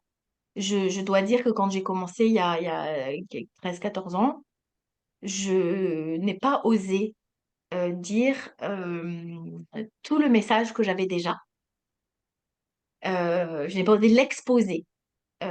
Et d'ailleurs, le site internet du pouvoir des chevaux, que je ne donne quasiment plus jamais en référence parce qu'il est encore le reflet de ça. Donc, ce qui veut dire qu'à ce stade, finalement, je n'ai pas abouti publiquement le message total 12 ans plus tard. Alors, c'est en jachère, enfin, non, pas jachère, c'est en work in progress depuis quelque temps, mais non encore abouti. Mais néanmoins, c'est pour dire que donc, le message que j'avais au début, je n'ai pas osé le mettre complètement. Et que dans toutes ces années, non seulement on va dire que je l'ai exposé de plus en plus publiquement, mais qu'en plus, il a évolué, c'est-à-dire qu'il a maturé, il a mûri pendant toutes ces années. Et je me rends compte maintenant que même si j'avais exposé tout ce que j'aurais aimé exposer il y a 12 ans, je n'aurais pas exposé ce que j'ai exposé maintenant. Et donc, je crois qu'il y a aussi ce côté, pour moi, il y a aussi le fait qu'il y ait pas, enfin, que les choses continuent à évoluer, sont vivantes, que nos messages peuvent être vivants. Sous-entendu, pas forcément figés dans le marbre. Euh, alors après, si on a un message qui ne bouge pas, c'est très bien, hein, il y a pas de souci particulier par rapport à ça, mais qu'il n'y a pas vraiment l'idée de dire, bah, ça y est, là, j'ai le message, et c'est le message jusqu'à la fin de ma vie. En fait, c'est le message parfait pour moi maintenant. Bah, je vois Voilà, que donc les... peut-être ça rejoint la notion d'agilité de l'or tout à l'heure aussi, dans cette idée de savoir naviguer avec ça, sous-entendu de ne pas être surpris, voire déstabilisé peut-être pour certains, Ouais. sur le fait qu'à un moment donné, ah mince, le message qui me portait, c'est plus exactement le même maintenant. Sous-entendu, est-ce que j'ai raté quelque chose? Non, j'ai juste évolué. Peut-être j'avais raté quelque chose, mais en tout cas, là, j'ai juste évolué. Et, Ça a et donné... ce que tu dis aussi, pardon Amandine, je pense que c'est important pour ceux qui regardent cette interview, c'est aussi la déculpabilisation par rapport au côté euh, super esthétique, super léché, parce que oui, moi j'aime ça, mais ce qu'il faut avoir en tête, c'est pas grave si votre site internet, eh ben, il est pas beau au début ou que vous le tenez pas à jour. Moi, vous allez sur le blog Equidev, il est pas à jour, je crois que ça fait 3 ans que j'y ai rien mis. En revanche, je suis plus actif aujourd'hui sur LinkedIn Ouais. parce que je me suis aperçue que ce que les gens achetaient, ils achetaient l'or. Ils n'achetaient pas l'Equicoach ou le coach de dirigeant. Et donc, c'est important aussi que vous osiez prendre la parole, euh, participer à des interviews comme on le fait là.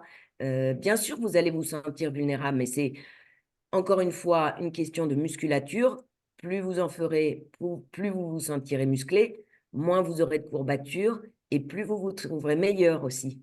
Voilà. C'est comme un sport. Exactement. Pour faire le parallèle, je ne sais pas si vous connaissez enfin, je suis sûre que vous connaissez en fait le travail de Brené Brown sur la vulnérabilité. Et elle appelle la honte l'antichambre de la vulnérabilité. C'est-à-dire si j'ai été poussée trop loin dans ma vulnérabilité, si j'ai essayé de faire des trucs qui étaient un peu trop durs, qui allaient chercher des muscles trop forts là, les courbatures qu'on a après, c'est la honte. Ouais! Et donc je trouve ça très intéressant de se dire: «Bah oui, on peut y aller un petit pas après l'autre, en fait». Et oui, au début, c'est pas forcément facile d'oser passer tout son message parce que, bah, parfois, il est un peu challengeant à assumer. Parfois, on a vraiment peur, au sens peur des retours de bâton qu'on peut se prendre, par derrière. Et donc c'est OK aussi de se dire: «Bah, j'avance un pas, je me rends compte que ça va, j'assure, je tombe pas par terre à chaque fois qu'il y a quelqu'un qui me fait un commentaire qui serait un peu désobligeant ou qui vient me challenger quelque part». Et puis OK, je prends confiance, je suis bien dans mon canapé, tout va bien, je peux oser faire un petit peu plus et un petit peu plus et un petit peu plus. Et je voudrais revenir, si vous avez une réaction là-dessus, Je trouve que ça serait très intéressant et je pense qu'il y a un lien aussi direct avec la sensation de légitimité et le syndrome de l'imposteur dont tu nous as parlé tout à l'heure, Laure. Je voudrais vraiment revenir sur ce sujet-là parce que je pense sincèrement qu'on est tous touchés par ça. Moi, je fais partie des personnes qui ont, vous savez, il y a un test. Vous connaissez le test là sur le syndrome, enfin sur à quel point on est touché par le syndrome de la légitimité ou pas. Je vous le remettrai en dessous. J'avais fait un petit document là-dessus. C'est je sais plus, c'est un psychiatre ou quelque chose comme ça qui l'avait fait. Moi, je suis dans le top du top du top, genre je suis à plus de 90 touchée par le syndrome de l'imposteur et je trouve ça chouette de se dire, qu'on peut y arriver même quand on se sent pas légitime. Donc Laure, est-ce que tu veux bien démarrer avec ça? Parce que tu disais 30 ans que je suis entrepreneur et j'ai un syndrome de l'imposteur, boum, comme ça. C'est quoi ton histoire par rapport à ça? Et surtout, qu'est-ce que tu veux transmettre aux personnes qui sont touchées par ça aussi? Alors, je vais commencer par ma conclusion, parce que Ouais, je me dis que les gens mémoriseront plus facilement. À partir du moment où vous êtes dans la passion et que vous vous dites, euh, je ne travaille pas, mais j'ai juste envie de faire partager une passion à mes clients, ouais. ça va vous libérer. Euh, Moi, le syndrome de l'imposteur, je l'ai connu toute ma carrière puisque j'ai toujours été à cheval sur plusieurs business. Que dès l'âge de 28 ans, je montais mes premières boîtes et que j'étais dans le conseil aux organisations. Mes clients étaient plutôt des grosses entreprises de services, notamment des boîtes du CAC 40. Et que moi, j'arrivais avec mon petit minois de moins de 30 ans et que je m'adressais à des dirigeants qui en avaient 50, voire 60. Et qu'en plus, eh ben, je travaillais sur la communication. C'est-à-dire, j'ai beaucoup aidé ces grandes entreprises à réécrire le message qu'ils avaient à faire passer à leurs propres clients. Mmh. Donc, pendant des années, je me suis dit, mais je suis qui, moi, pour réécrire des choses qui sont la plupart du temps très technologiques, très spécifiques. Et je pense qu'en fait, il trouvait en moi ce côté un petit peu candide et du coup, cette capacité à aller chercher ce qui m'impactait et donc qui allait impacter d'autres clients. Euh, L'autre aspect de le syndrome de l'imposteur, moi, j'ai été amenée dans ma carrière à faire des voyages apprenants, des learning expeditions au bout du monde où j'emmenais des dirigeants partout dans le monde et pour leur faire vivre 4-5 jours sur place, découvrir les coutumes locales, mais aussi rencontrer des gens importants, des acteurs économiques importants. Et, et en fait, oui, j'avais le syndrome de l'imposteur parce que combien de fois je n'avais jamais été dans le pays où j'allais emmener quelques mois plus tard mon client. Et en fait, j'avais l'impression qu'il fallait que je fasse le parcours comme pas un marathon, mais un sprint pour donner la sensation à mon client que je connaissais tout sur ce pays, cette ville, etc., alors que j'en connaissais pas plus que lui. Et donc ça m'a amené à développer de l'agilité. Et en fait, c'est en devenant de plus en plus agile et en osant, en me disant, bah, de toute façon, qu'est-ce que je risque? Le client, il m'achète pour ma créativité, pour le fait que pour moi, il n'y a pas de limite. The sky is the limit. Et que je fais confiance au fait que je vais bien m'entourer, je vais trouver les bons interlocuteurs, les bons partenaires, et que forcément, ça va rouler. Voilà. Donc, le syndrome de l'imposteur, je l'ai jugulé en travaillant beaucoup sur la confiance en moi-même et aussi l'estime de moi-même. Et ça, je l'ai fait au contact des chevaux. C'est un travail qu'on peut faire avec les chevaux. Euh, Même pour nous et pour vous, futurs entrepreneurs en lien avec le cheval, faites-vous aider des chevaux pour voilà, accroître votre estime de vous-même. Par rapport à ça, j'ai une question, Laure. Euh, du coup, les chevaux, qu'est-ce qui t'ont permis de... Quelles sont les plus grandes forces qui t'ont permis de découvrir? Et à contrario, quelles sont les faiblesses enfin, faiblesses si on peut dire ça, mais des choses que tu considérais comme pas forcément un atout au départ, qu'ils t'ont appris à aimer? Bah, moi, le cheval, il a toujours été sur mon... J'ai commencé à monter à l'âge de 6 ans. Et jusqu'à aujourd'hui, il y a toujours eu des chevaux sur mon parcours. soit compagnon de vie, soit pour la compétition, et puis comme partenaire professionnel, mais aussi comme éleveuse. Donc, ça m'a donné aussi l'occasion de découvrir un champ très, très large sur la génétique. Enfin, voilà. Le cheval a toujours été sur mon chemin de vie. Et donc, euh, j'ai la sensation euh, que quelque part, ça m'a transféré de la puissance motrice qu'a ce cheval.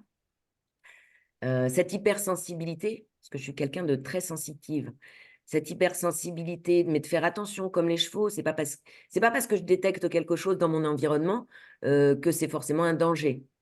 Et donc, si je bouge juste un petit peu, je peux retrouver ailleurs du confort. Et par rapport aux faiblesses, ou en tout cas du réalisme, le cheval me permet de garder la tête froide. C'est-à-dire que, comme je vous disais, pour moi, the sky is the limit, mais est-ce que j'en ai vraiment la capacité, ne serait-ce que physique, d'endurer ce que je m'inflige? Et je me suis rendu compte avec les chevaux que jusqu'à il y a peu de temps, je n'avais que des chevaux hyper forts, beaucoup plus grands que moi, pas du tout proportionnés. Et donc, depuis 1 an et demi, j'ai un cheval qui est à peine plus grand que moi, qui est un vrai roux-doudou, qui est une petite gravure, qui est super sympa quand je suis à ses côtés et qu'en même temps, qui est plein de gaz, plein de sang. Et donc, on fait des belles choses ensemble, mais c'est plus harmonieux, c'est plus adapté à ce que je suis capable aussi de lui demander pour obtenir une belle coopération. Merci Laure. Et toi, Carole, qu'est-ce que tu as envie de partager sur, bah, déjà cette histoire de légitimité et de syndrome de l'imposteur? Sur ton propre parcours et comment tu étais touchée par ça? Et et qu'est-ce que tu en as fait pour en arriver là où tu es aujourd'hui? Alors, en écoutant Laure, j'essayais de cheminer aussi sur ce qui s'était passé pour moi. Et en fait, je pense que je n'ai pas été trop touchée par le sujet de la légitimité au démarrage finalement de mon activité. Euh, je suis en train de réaliser, oui, que ça, c'était pas un sujet vraiment pour moi, ou en tout cas, je m'en rappelle pas vraiment. En revanche, au fur et à mesure de l'expérience quelque part et des expériences, euh, et peut-être aussi du niveau d'exigence, je ne sais pas, ou en tout cas, je sens qu'il y a plusieurs facteurs derrière, mais j'ai traversé aussi des épisodes dans lesquels j'ai pu remettre en cause ma propre légitimité, et ça peut encore m'arriver sur certains sujets, si je peux avoir des moments dans lesquels voilà, je peux, voilà, des doutes de légitimité peuvent me traverser sur certains sujets. Je n'ai pas vraiment de recette par rapport à ça, mais en tout cas, je peux partager ce qui me fait douter, moi, personnellement. Ce qui me fait douter, c'est quand considère que je n'arrive pas à incarner ce que je cherche à transmettre. Mmh. Ça, pour moi, ça va être un des premiers facteurs, un des premiers moteurs de doute, d'illégitimité, entre guillemets. Sous-entendu, mais si je ne le suis pas ou si je n'y arrive pas, comment est-ce que je peux le transmettre? Comment je peux avoir l'outrecuidance, quelque part, de le transmettre? Et ça reste un sujet. Néanmoins, j'ai beaucoup de retours. J'ai énormément de retours. En fait, j'ai même pas de retours contraires. Les retours que j'ai, ça ne veut pas dire qu'il n'y en a pas qui le pensent, mais en tout cas, tous les retours que j'ai sont au contraire des retours de cohérence entre ce que j'incarne et ce que je transmets. Et donc, je pense que dans ces périodes-là, ça me permet aussi au début, je crois qu'il y a une de vous, je crois que c'est toi, Claire, qui a utilisé le mot shoot. Quand tu conseillais aux personnes qui regardaient, en fait, aux participants du sommet, de re-regarder l'interview qui les a shootés un peu au sens positif du terme. Eh bien, moi, je dois dire que j'ai la chance, dans ces moments de doute, de pouvoir recevoir, entre guillemets, des shoots de la part de participants ou d'élèves ou d'anciens élèves ou de confrères qui vont me faire un miroir de leur point de vue, en tout cas de la grande cohérence et de la force d'incarnation quelque part que ça peut leur transmettre. Et donc ça, c'est mes shoots qui arrivent. Et la deuxième chose, c'est que je me suis rendu compte quasiment systématiquement euh, au fur et à mesure de ces épisodes, on va dire, de doute sur la légitimité, que à chaque fois, ça a servi Ouais.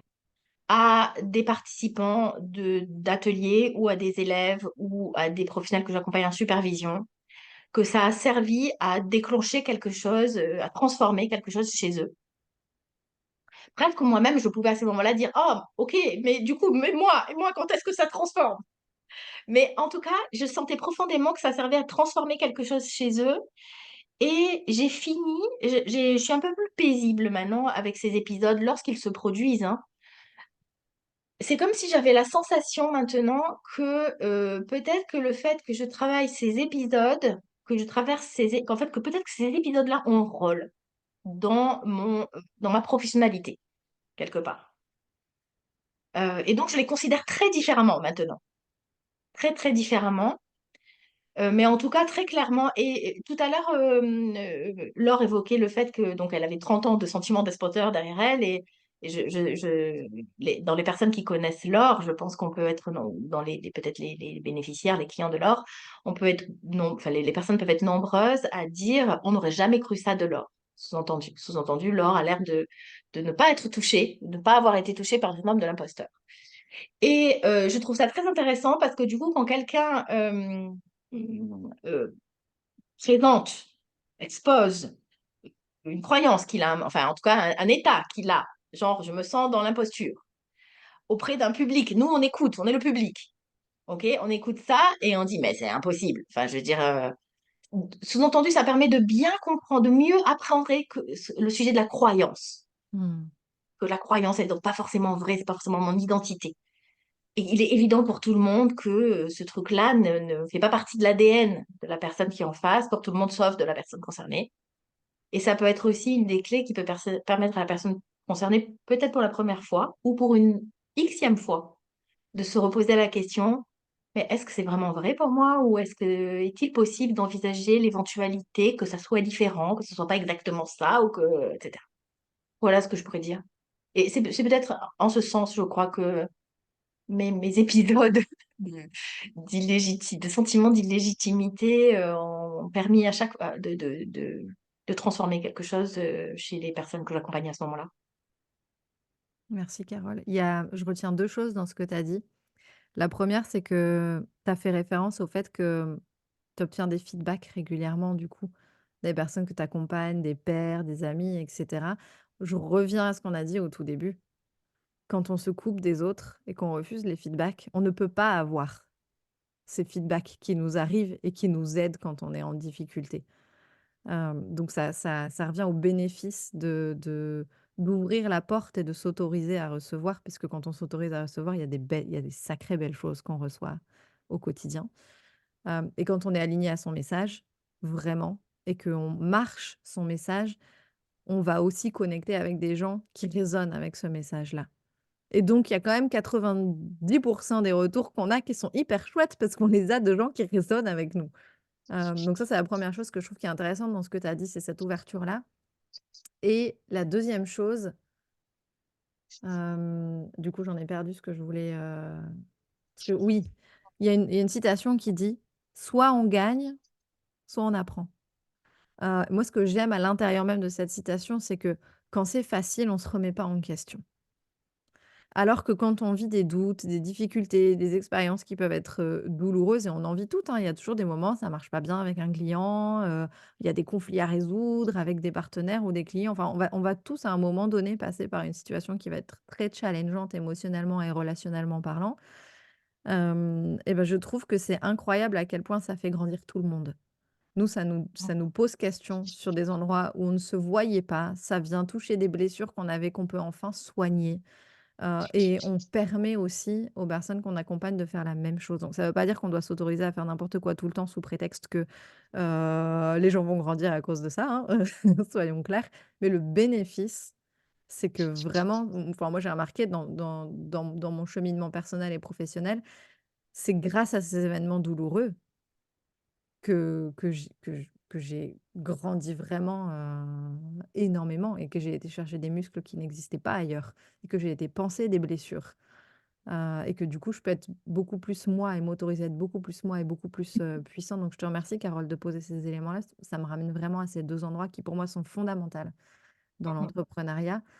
Sinon on se coupe de soi, on se coupe des autres et tout seul, ça a beau être un chemin qu'on avance seul souvent, surtout quand on est solopreneur, on est des animaux sociaux, hein.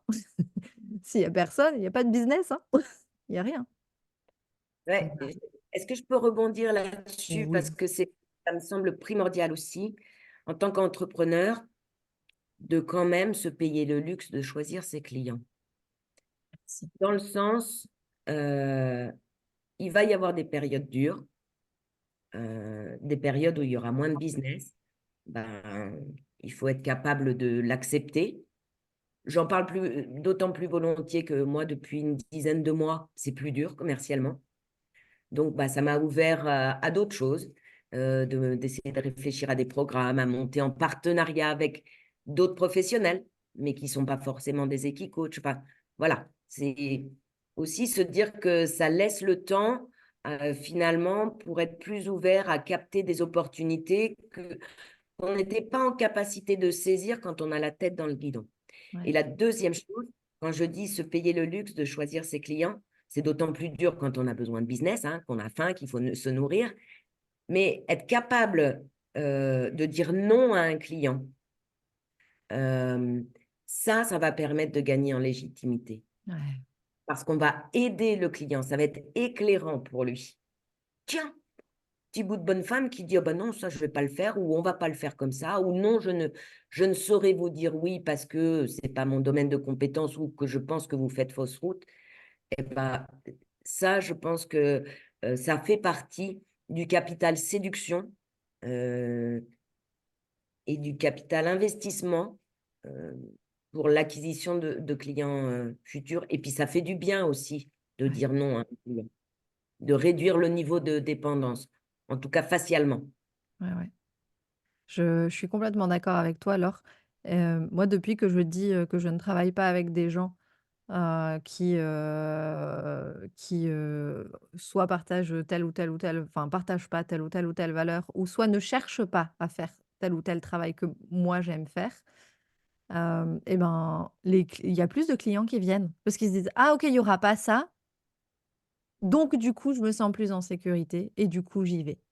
Donc ça a aussi ce mérite juste de poser très clairement: «OK, voilà ce que je fais, voilà ce que je fais pas» et comme je ne sais plus laquelle de vous 2 disait, je pense que c'était Carole, je propose, j'expose, voilà, si travailler avec moi, ça veut dire ça et vous faites votre choix consciemment par rapport à ça et je trouve que ça rend vraiment sa responsabilité, à chacun au sens noble du terme. Pas juste: «Je t'envoie dans la face», mais vraiment, voilà, je te donne toutes les informations dont tu as besoin pour faire un choix conscient de est-ce que tu veux venir bosser avec moi ou pas et je trouve que, du coup, les relations sont tellement plus agréables derrière. On a tellement moins de problèmes à gérer quand on fait ça. Donc merci Laure d'apporter ça. On va arriver doucement vers la fin et on a quelques questions, qu'on pose à tout le monde. Amandine, est-ce que tu veux démarrer? Une question signature, mesdames. C'est quoi pour vous l'entrepreneuriat éthique et authentique?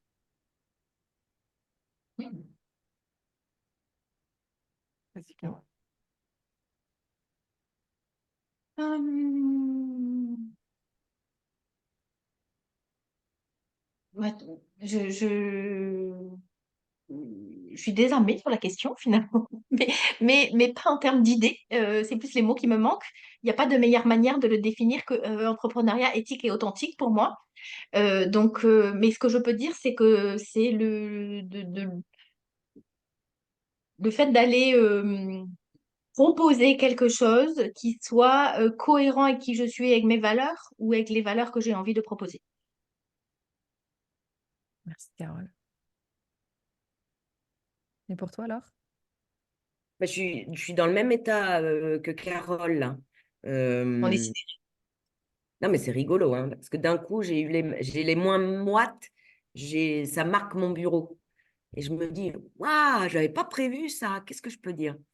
Euh, L'entrepreneuriat éthique et authentique, moi, ça me renvoie à ma propre éthique. C'est avec quelle éthique j'exerce mon métier d'accompagnant, que ce soit coach, coach, mountain coach.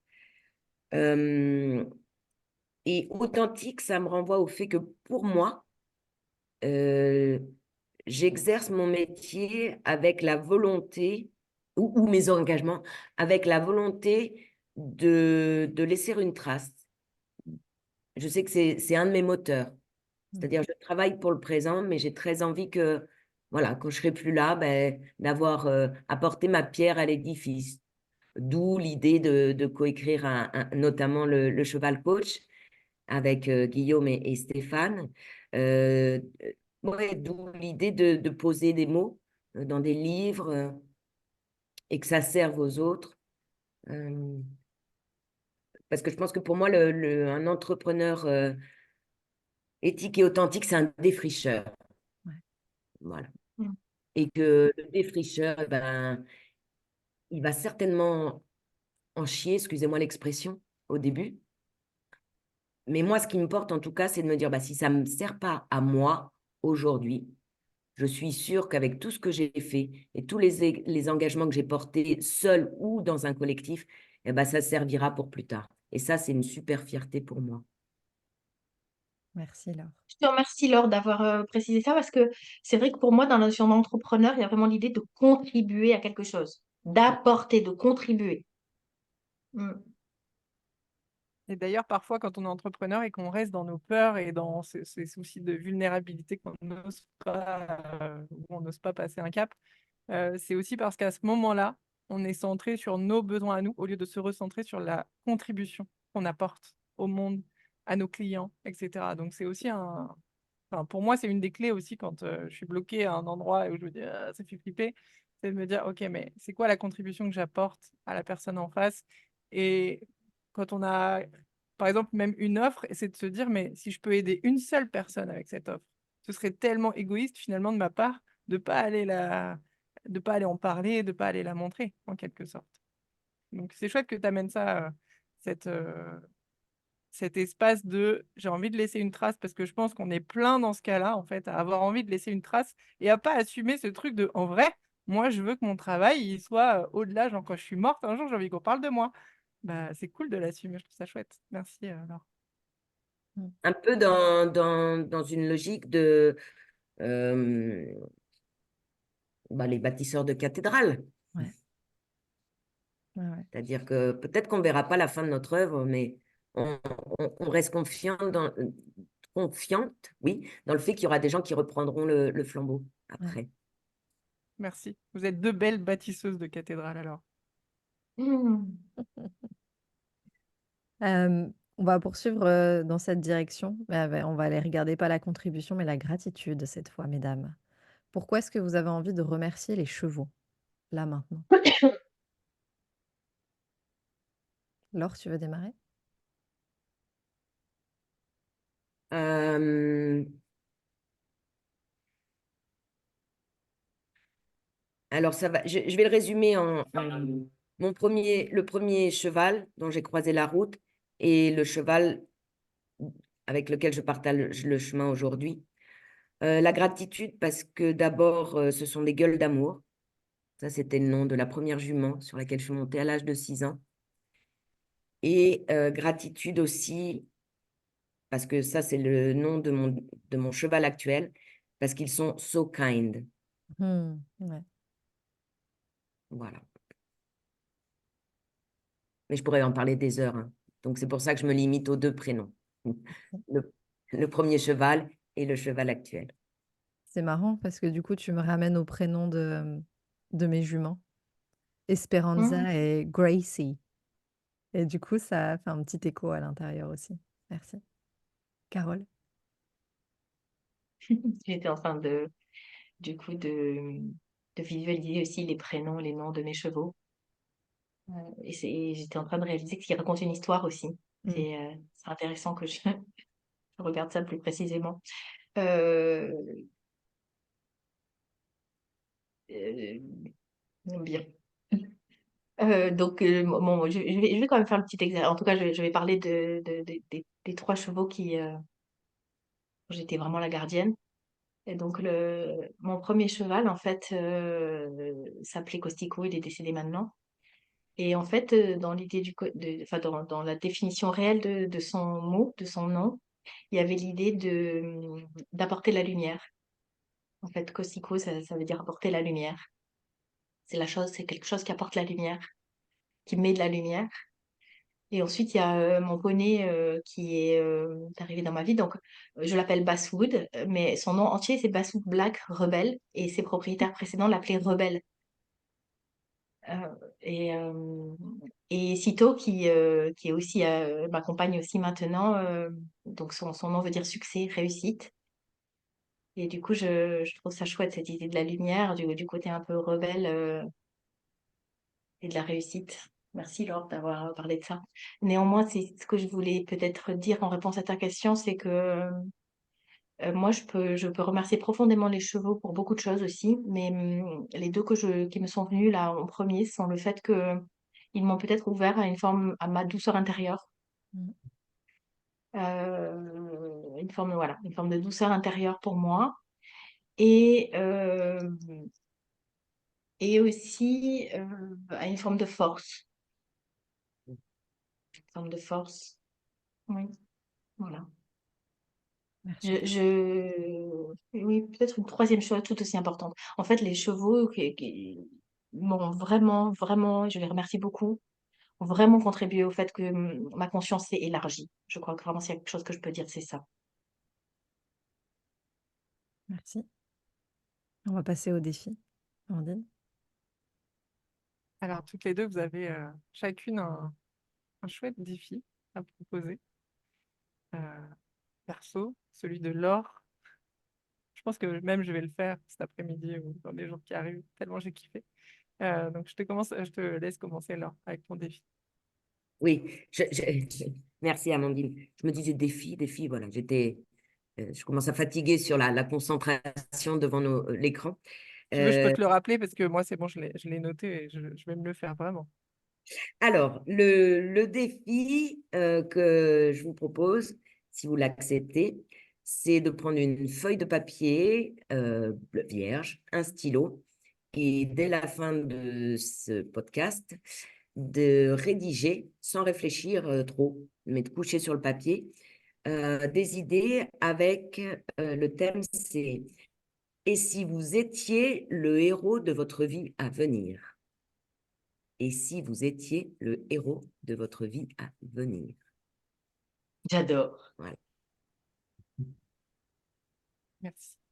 Franchement, celui-là, faites-le, il est ouf. J'adore. Et toi, Carole? Alors moi, le défi que je vous propose, c'est d'écrire aussi. On va dire peut-être d'abord de sentir à l'intérieur et ensuite d'écrire le truc le plus important auquel vous avez envie de contribuer dans votre vie.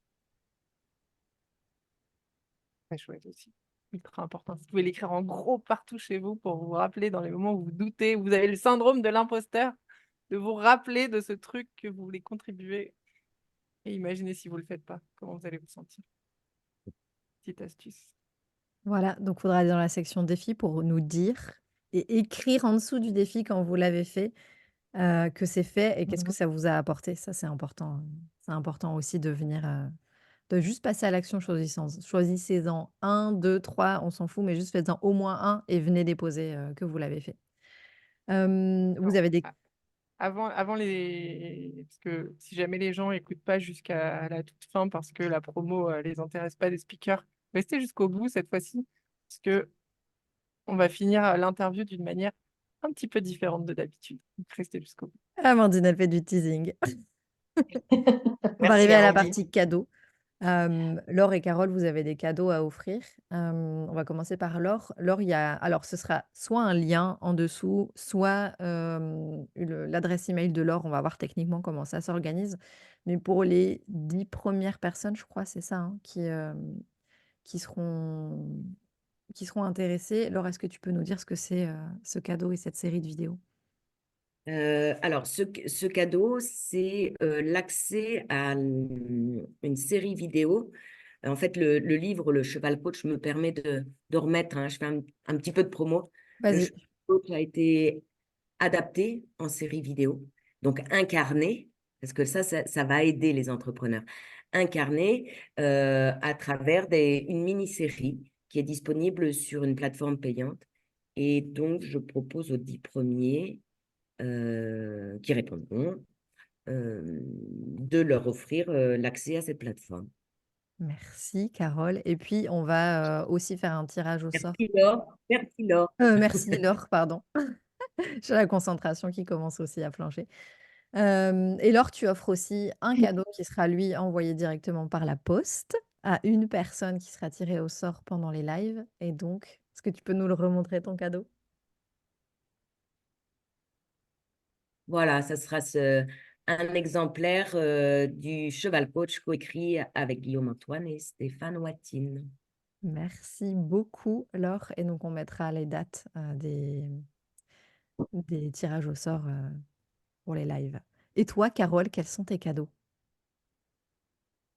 Alors, le cadeau tiré au sort. Tu parles du cadeau tiré au sort, du coup, Claire. Alors Oui, le d'abord, cadeau on va tiré au ouais, sort. il y a Oui. celui-là et tu peux commencer par, on laisse un peu de Ah oui. suspense.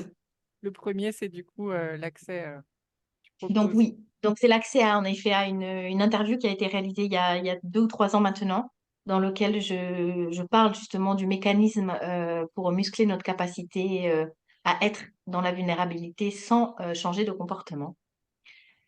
Donc il y aura un petit lien qui sera alors indiqué, on va noter sur l'adresse, mail de Carole juste en dessous et donc si ça. vous voulez Écrivez, je vous l'envoie. bénéficier de cette masterclass qui est de la pure pépite, donc franchement, allez-y parce que ça va clairement vous aider. Vous envoyez un petit mail à Carole en lui demandant gentiment, vous avez le droit de dire: «Bonjour, nanana», pas juste, «Je veux le truc, merci», petit aparté. Et vous lui demandez l'accès à la masterclass parce que vous faites partie du sommet et elle vous enverra le lien. Et donc le gros cadeau que tu proposes? Alors le gros cadeau que je propose, c'est un pack de séances de supervision. Donc c'est donc un pack de 2 séances de supervision, donc qui peut s'adresser évidemment à des accompagnants, hein, au sens médiation, coaching, et cetera. Mais qui peut s'adresser aussi à tous les professionnels qui, je pense aux professionnels du bien-être équin, par exemple les beachfitters, les personnes qui font du shiatsu, les pareurs, et cetera. C'est-à-dire tous ceux qui vont peut-être agir sur le cheval, mais qui vont avoir besoin de parler avec des humains et en particulier de parler avec des humains de la pépite, du cœur des humains concernés pour leur dire, des trucs. Et donc les séances de supervision peuvent aussi servir à ces personnes-là dans l'idée, par exemple, comment faire passer le message à l'humain pour le cheval de la manière la plus efficace possible, sans créer des résistances. Comment je peux, voilà, ça peut être aussi de la supervision sur ça, qui est une forme d'accompagnement finalement. Comment je peux accompagner mon message pour qu'il arrive pour le bien-être du cheval auprès de l'humain. Ouais, il y a vraiment une question de posture qu'on travaille, fort avec toi en Oui, supervision, c'est absolument. important. Ouais. Donc, en effet, dans ces séances-là, vous pouvez arriver avec une problématique, une difficulté que vous avez eue l'interaction dans l'accompagnement. Et on va aller la décortiquer, on va aller la modéliser quelque part et reconstruire finalement des modalités qui vous conviendront mieux. Merci. Donc rendez-vous dans les rubriques, agenda et on vous fera les rappels par mail de quand est-ce qu'il y aura les tirages au sort puisqu'on a décidé d'offrir les cadeaux aux personnes qui sont engagées et qui viennent au live travailler sur leur message. Et on va prendre un moment du coup pour parler de vos actualités mesdames. Pour moi, c'est très important d'incarner l'entrepreneuriat non prédateur et ce dont vous avez parlé depuis tout à l'heure. Et du coup, spécifiquement Carole, je suis contente que tu sois là. Parce que j'anime avec Cécile la formation Epona Quest et toi, tu as ton autre formation à toi, pour la partie, apprendre le métier d'équi-coach ou, de praticien dans le domaine de la médiation équine.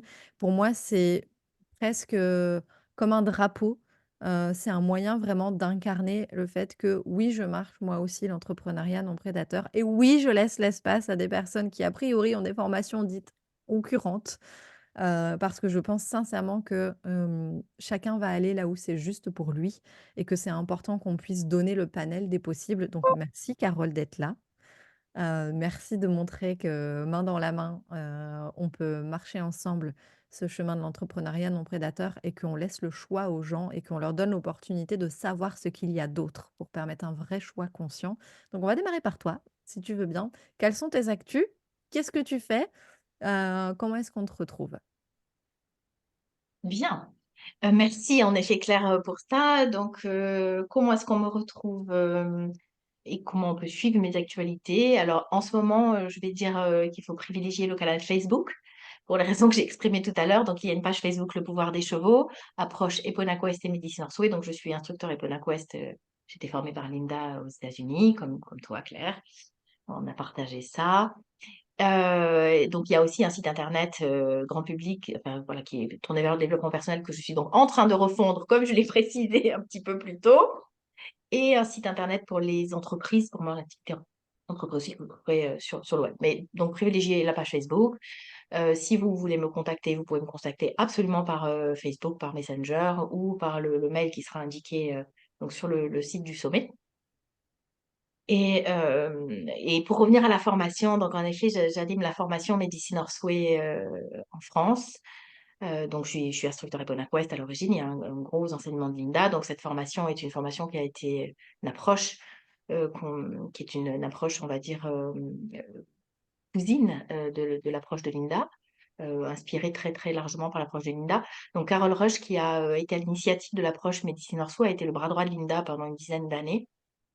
Et ensuite, donc, Médecine Orsouet a vu le jour avec vraiment une orientation développement personnel. Et la manière dont je le transmets en France, en effet, tu l'as évoqué tout à l'heure, Claire, rajoute plusieurs modules à cette formation, dont le module vraiment sur la posture de l'accompagnant, qui est un élément essentiel pour moi. Je considère que quand on est accompagnant, on a une responsabilité. Et donc, ça me paraît très important que le niveau de conscience sur cette responsabilité et sur l'impact de notre manière de l'assumer soit grande, que la conscience soit grande sur ces sujets-là, pour qu'on puisse faire ensuite les choix qui nous paraissent les choix les plus cohérents, on va dire. Donc, en effet, cette formation a un gros module sur la posture de l'accompagnant et en particulier la posture d'accompagnement sans prise de pouvoir, qui est aussi en général, une des raisons pour lesquelles on vient me voir en supervision quand on est un professionnel. Voilà, et avec le deuxième module, donc qui est vraiment un module sur la gestion des situations dites difficiles, donc les situations qui, en général, sont plus complexes à accompagner, soit parce qu'elles nous mettent en tant qu'accompagnants potentiellement en difficulté, soit parce qu'il y a au niveau enfin, émotionnel, quelque part, une grosse intensité en face, et donc un potentiel carrefour, on va dire, pour la personne ou les personnes qu'on accompagne. Donc, merci pour ça.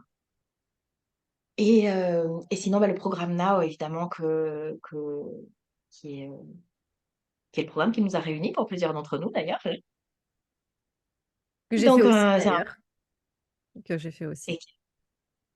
et, et, c'est le programme qui a permis que Laure et moi nous rencontrions aussi. La première fois où j'ai accompagné Carole Rush sur ce programme qui était conçu avec elle au début.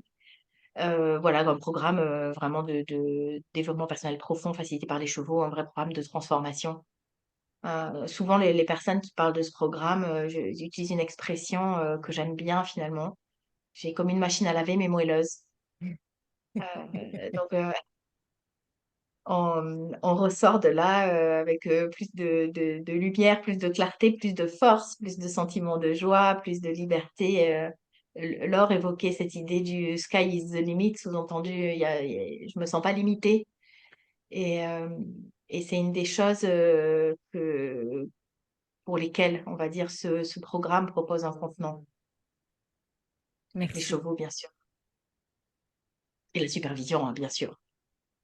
Merci Carole. Et d'ailleurs, j'en profite pour le dire que la supervision est pour nous vraiment un sujet qui est très important et sur lequel on a envie d'ouvrir les consciences auprès des professionnels qu'on accompagne. Parce qu'il n'y a pas que les coachs en fait ou les psys qui doivent se faire superviser. Je pense que tout métier d'accompagnement le nécessite vraiment. Et donc, on va te faire intervenir, Carole, dans notre académie auprès de nos clients à partir de septembre pour que tu puisses, toi, ouvrir les espaces de conscience sur ce que c'est la supervision, à quoi ça sert, comment on s'y prend, et cetera. Donc, merci d'avance pour tout ce que tu vas nous Avec apporter. grand plaisir. C'est pour moi une porte ouverte, la supervision, pour empuissancer les pratiques des accompagnants et par conséquent démultiplier leur effet. Et donc, ça me tient particulièrement à cœur, évidemment. Tout ça dans une modalité non prédatrice, donc sans prise de pouvoir. Donc, je serai Merci. là. Merci Carole. Et toi alors, du coup, quelles sont tes activités, tes actus? Où est-ce qu'on te retrouve? Tout ça, tout ça. Alors, sur la toile, on retrouve sur le site internet de Equidev pour mon activité d'Equi-coaching. Sinon, le site Happy Few Coaching et Training, ça c'est sur le coaching de dirigeants, individuels ou en groupe. Mais je dirais que le réseau que j'alimente le plus en news, en post, c'est mon profil LinkedIn, Laure Soulages, sur lequel vous retrouverez, on peut trouver des interviews que j'ai données, voilà, qui peuvent donner un autre éclairage aux internautes qui nous écoutent là. Et puis avec bientôt une surprise, une petite mini-série que j'ai proposée à partir d'une conférence que j'avais faite, voilà, sur des thématiques clés. Parallèlement, je suis en train de réfléchir à un programme pour les dirigeants, mais ça peut être pour les entrepreneurs, maintenant que j'y réfléchis, qui s'appelle J'incarne, donc je suis. C'est un Mmh. titre provisoire. L'idée, c'est comment vraiment incarner son speech et comment de façon éthique et authentique. Donc voilà, c'est un projet sur lequel je réfléchis avec 2 autres personnes issues du milieu du coaching et de la communication. Et ce sera au contact des chevaux. Ouh, ça s'annonce bon. Moi, je vais m'inscrire tout de suite maintenant. Hop, ça c'est Ouais. fait. Et puis, je suis également, mais ça c'est encore à très long terme, je suis sur un projet de livre illustré. J'ai à cœur, moi, de redorer le blason du cheval, et donc je suis en train de réfléchir à un projet sur le cheval médiateur. Merci. Coaching ou en... Ah, on a perdu l'heure. Est-ce Ouais, que je tu suis basée dans le 14. Je suis basée dans le 14. Donc, s'il y a des entrepreneurs qui veulent venir travailler leur story embodying au contact des chevaux, ils sont les bienvenus. en Normandie, le 14, en Normandie, du côté de Honfleur-Deauville. Voilà. Et sinon, je suis aussi en région parisienne. Et puis, je fais plein de choses en visio. Voilà. Merci. Merci beaucoup Laure et Carole pour toutes les pépites que vous avez partagées et vous aviez proposé de terminer avec un texte qui vous tient à cœur. Laure Donc va nous lire. que Laure va nous lire. Mais avant ça, juste merci infiniment, parce qu'après le texte, on va couper l'enregistrement. Donc, merci infiniment pour tout ce que vous avez partagé. Merci pour votre générosité. Et à toutes les personnes qui écoutent, s'il vous plaît, allez mettre un petit commentaire pour dire merci à Laure et Carole et dire ce que vous attrapez de cette interview. Merci à vous deux. Alors, à vous les studios. À nous, les studios. On disait que vous étiez, vous, les entrepreneurs, des défricheurs. Et donc, avec Carole, on a eu envie de vous lire un texte de Charles Péguy, qui est La fable des casseurs de cailloux. Charles Péguy va en pèlerinage à Chartres. Il voit un type fatigué, suant, qui casse des cailloux. Il s'approche de lui. Qu'est-ce que vous faites, monsieur? Ah, vous voyez bien, je casse les cailloux. C'est dur. J'ai mal au dos. J'ai soif. J'ai chaud. Ouah, je fais un sous-métier. Je suis un sous-homme.